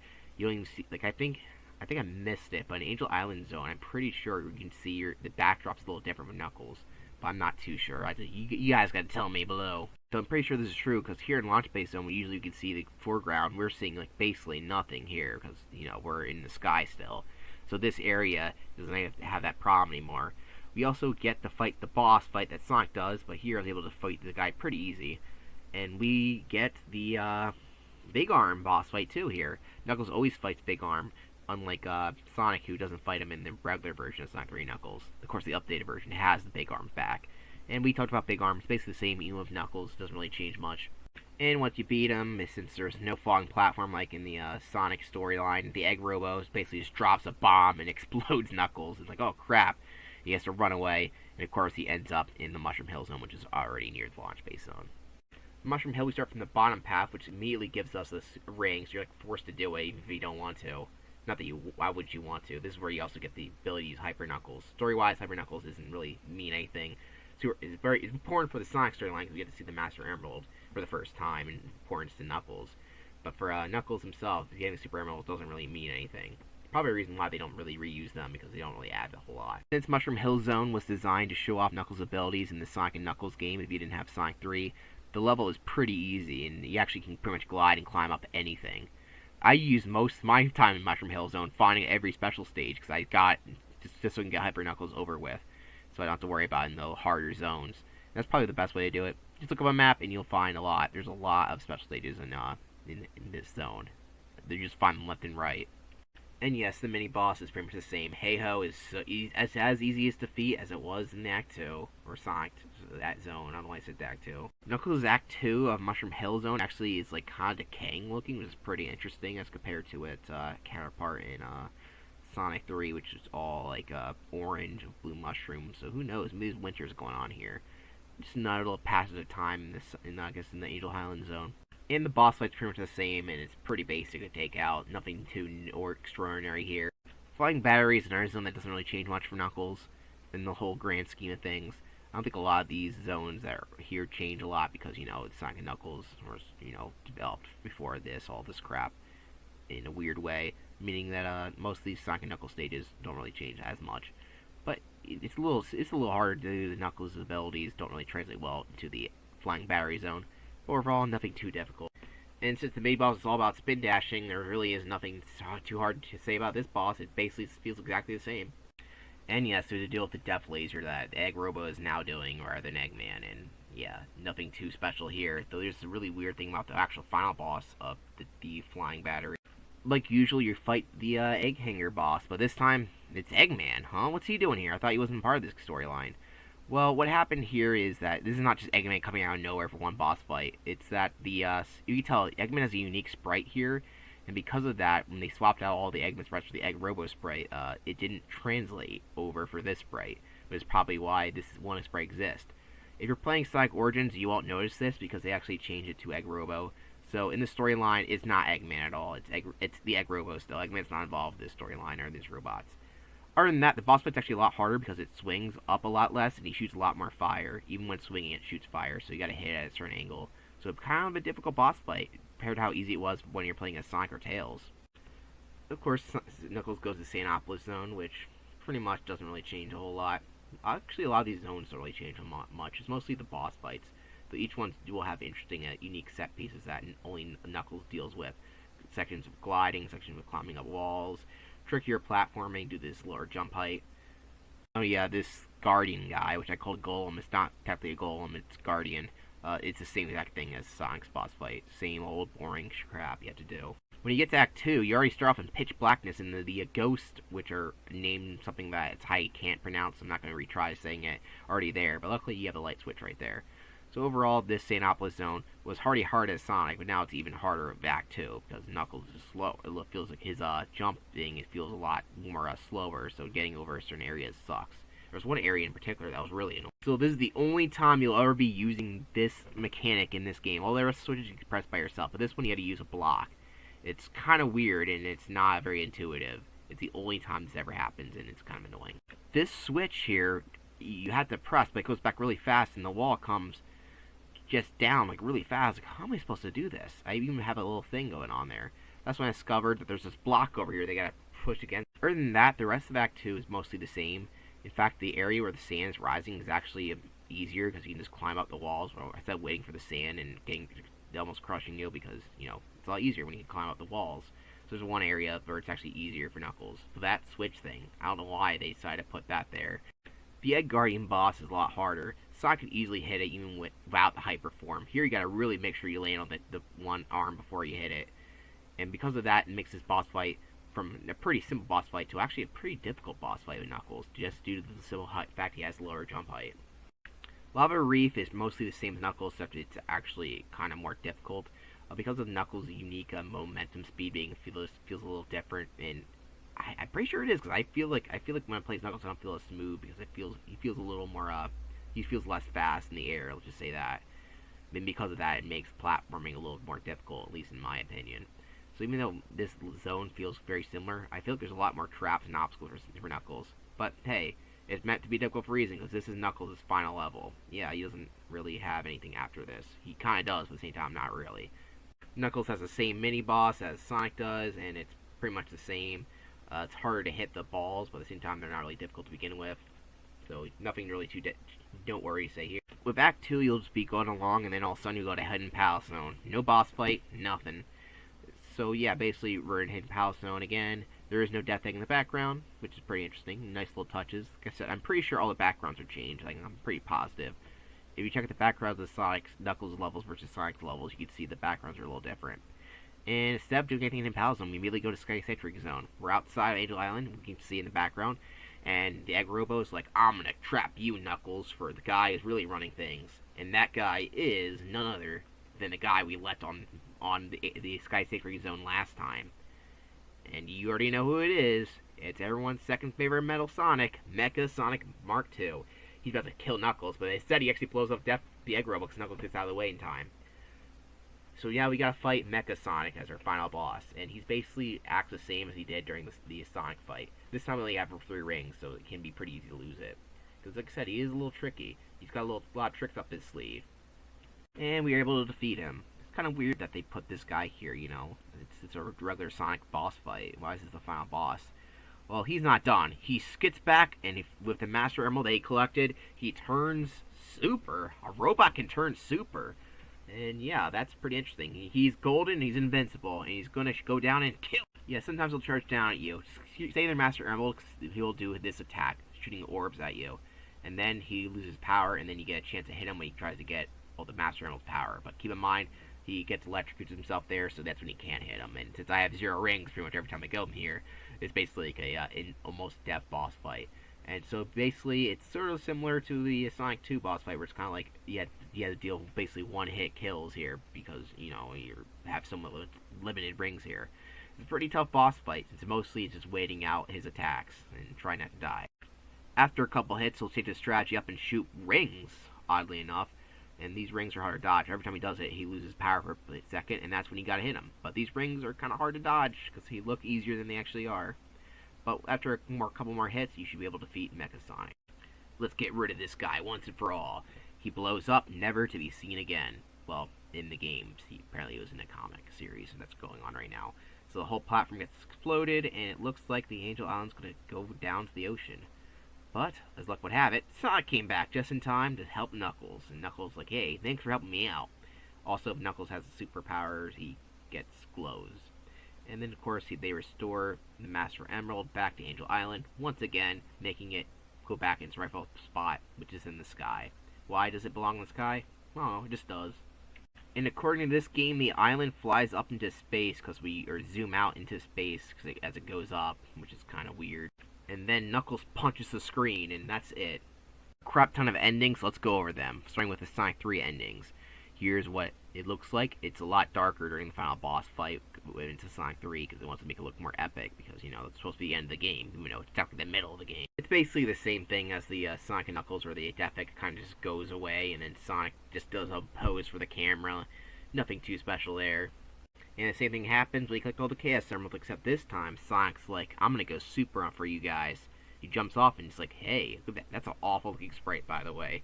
And Tails has pretty much the same exact ending without Sonic. He's just like, yeah, and then he has his own little pose sprite, which looks like it's copied from Sonic 2, if I'm being honest. You also get this image if you can all the Chaos Emeralds in Sonic 3, which is this image goes pretty hard. Anyway, here's a Sonic 3 Knuckles ending without the Chaos Emeralds. You get the Master Emerald out, but since Sonic doesn't have any super abilities, he kind of falls into space as the Master Emerald kind of goes away from him, and he has to get caught by Tails again in this nice tornado plane right there. And that's just where it ends. Tails fly by Angel Island, but since they didn't get the Master Emerald, it just stays there, and, that's the bad ending. It's supposed to go in the sky. Even though Sonic didn't technically win, he still does a pose for the camera. What a cocky bastard. And the Tails ending version of Sonic's is basically the same. He lands on a tornado, and nothing happens because he didn't get the Master Emerald. Wah wah. Still does a pose. So Eggman laughs at you with a Master Emerald behind you for these endings. Like, haha, you failed. The Tails ending with he gets all his Chaos Emeralds, which is nice. He actually falls with the Master Emerald because, he actually saved the day this time. And Sonic's the one who catches the Master Emerald, unlike Tails in the Sonic and Tails version, or Sonic version, whatever you like to say. And the ending just has dolphins and seagulls going along with you. They weren't mentioned on the wiki, but yeah, they technically do exist. And that's it. Also, the ending with Supersonic instead of Hypersonic is mostly the same as well. It just, they have Supersonic instead of Hypersonic. So Sonic falls and Tails catches him, and, the same thing. His pose now is with Supersonic.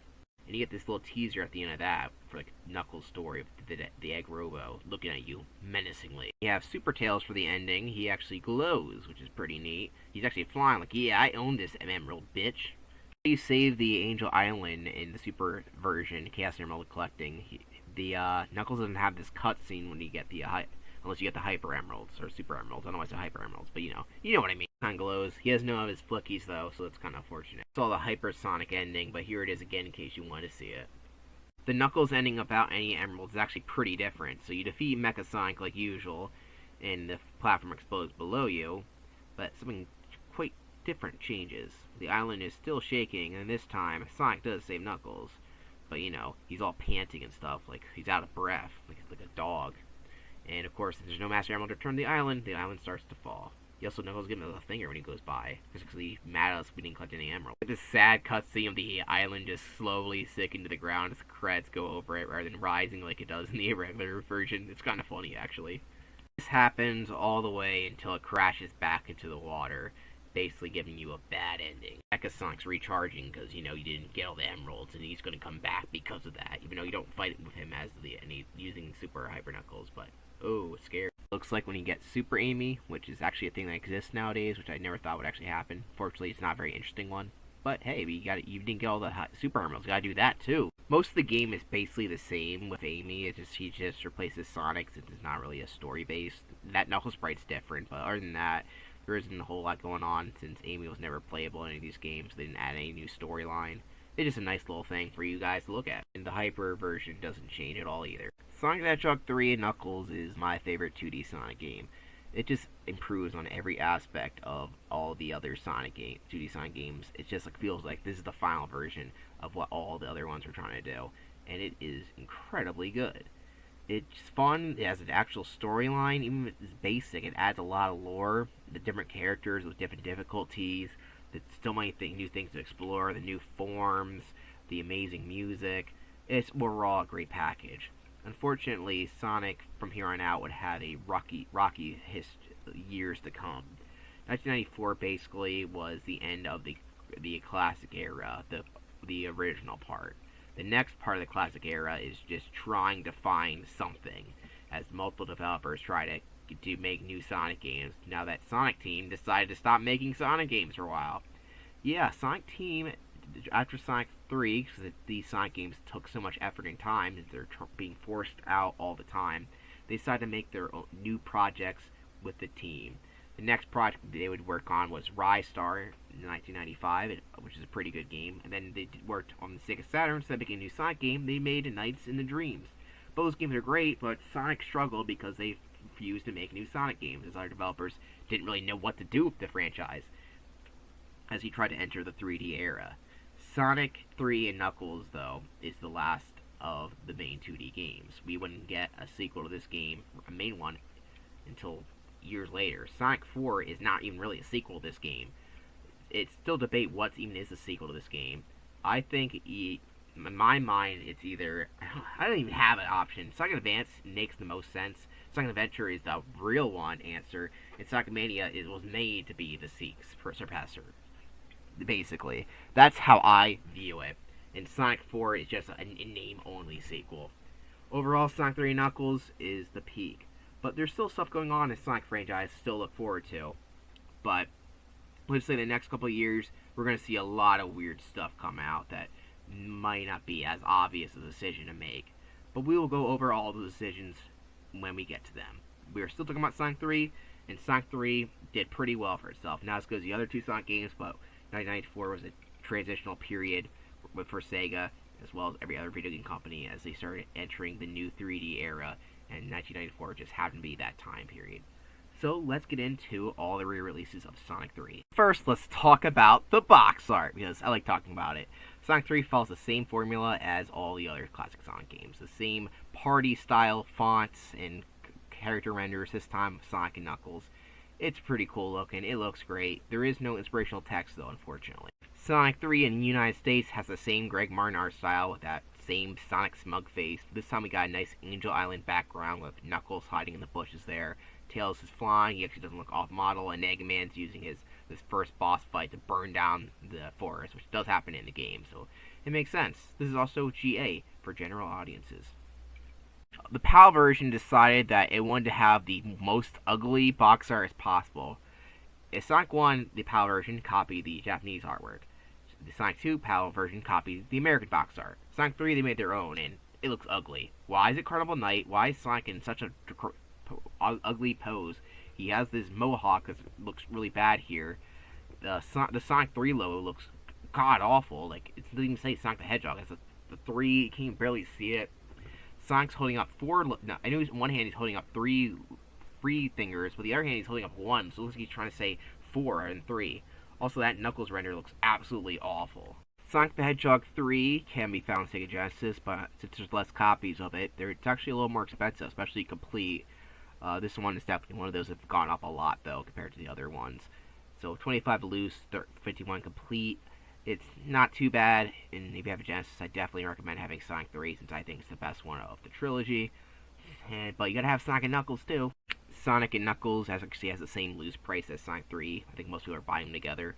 Oddly enough, the complete price isn't that much more expensive over the Sonic 3, which is weird, because it doesn't come on a regular case. Keep that in mind. I guess people just aren't looking for the complete version of the game. Not long after Sonic 3 and Knuckles was released, they actually had a PC version in 1997, known as the Sonic and Knuckles Collection. This version is not known to be very good, other than its unique music, which would eventually become the main music of Sonic and Knuckles, unfortunately. It is called Sonic and Knuckles, it has the full experience. I don't know, it's just the way they put it in the collection. It goes 3 games in one, even though it's technically only 1 game.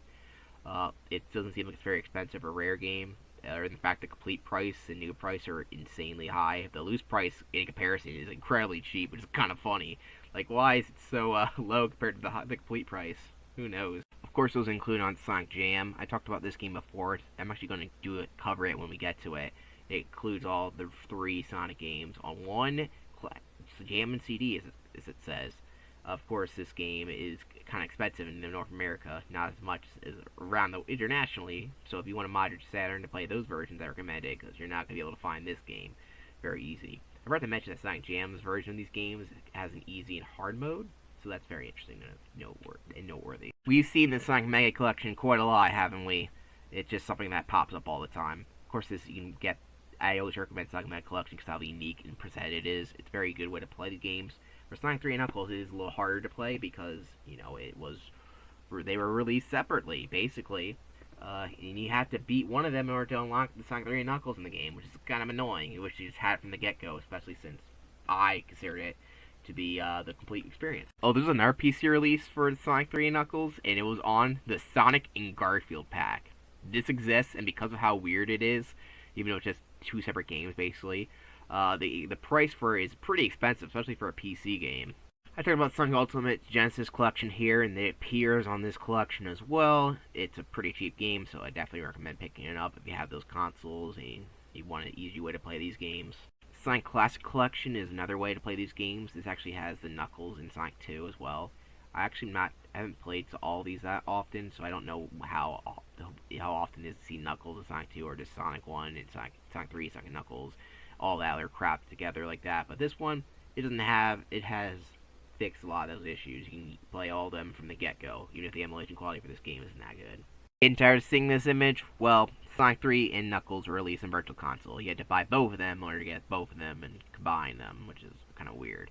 The same thing happened for the Xbox 360 release. Of course, those stores are gone, so you can't buy them anymore. Sonic Origins is the last way to play it, and it's the most transformative version of the game. It adds new features, and it doesn't play emulates as well. I think I'll be covering it by itself when I get to it, but I have no idea what if I will. That's so far in the future that I don't have to worry about it. But yeah, basically, Sonic 3 is re-released a lot less compared to the other Sonic games because the fact it was released in 2 games, and the fact that music stuff around it makes it a little hard to re-release. Sonic Origins had the right idea, but it actually has a lot of things I don't really care for it. Sonic 3 and Knuckles is actually going to be a mobile release too. The same developers did the Sonic CD, Sonic 1 and 2, who also worked on Origins, Plush, and Mania. We're going to have a Sonic 3 version, but they're like, Sega for some reason rejected it. Mostly because of the music copyright. New zone! Yeah! Twice as big as Sonic 2! Yeah! Then have the 3D special stage! Yeah! Do it! New Sonic 3 is now available at a store near you. Here is the tier list for Sonic 3 and Knuckles. Top of the tier list, pretty easy spot, honestly. It's going to be a while till something else is higher than it. Let's just say that. When it comes to 2D Sonic games, I don't think anything's even better. I don't think even Mania is better than Sonic 3 and Knuckles. That's how much I like it. I just put Sonic 3 box right there because I think it just represents what it is. I think Sonic 3 and Knuckles is just Sonic 3. You know, that's how it's supposed to be. And yeah, I'm on the canon that Sonic 3 is better than Sonic 2. Overall, that's my opinion. I am done with the video for now. Hope you like it. It's probably very long. It's my long amount of video. I have so many video clips for this. It's insane. So, thank you for watching. And if you haven't played Sonic 3, what are you doing? Go play Sonic 3.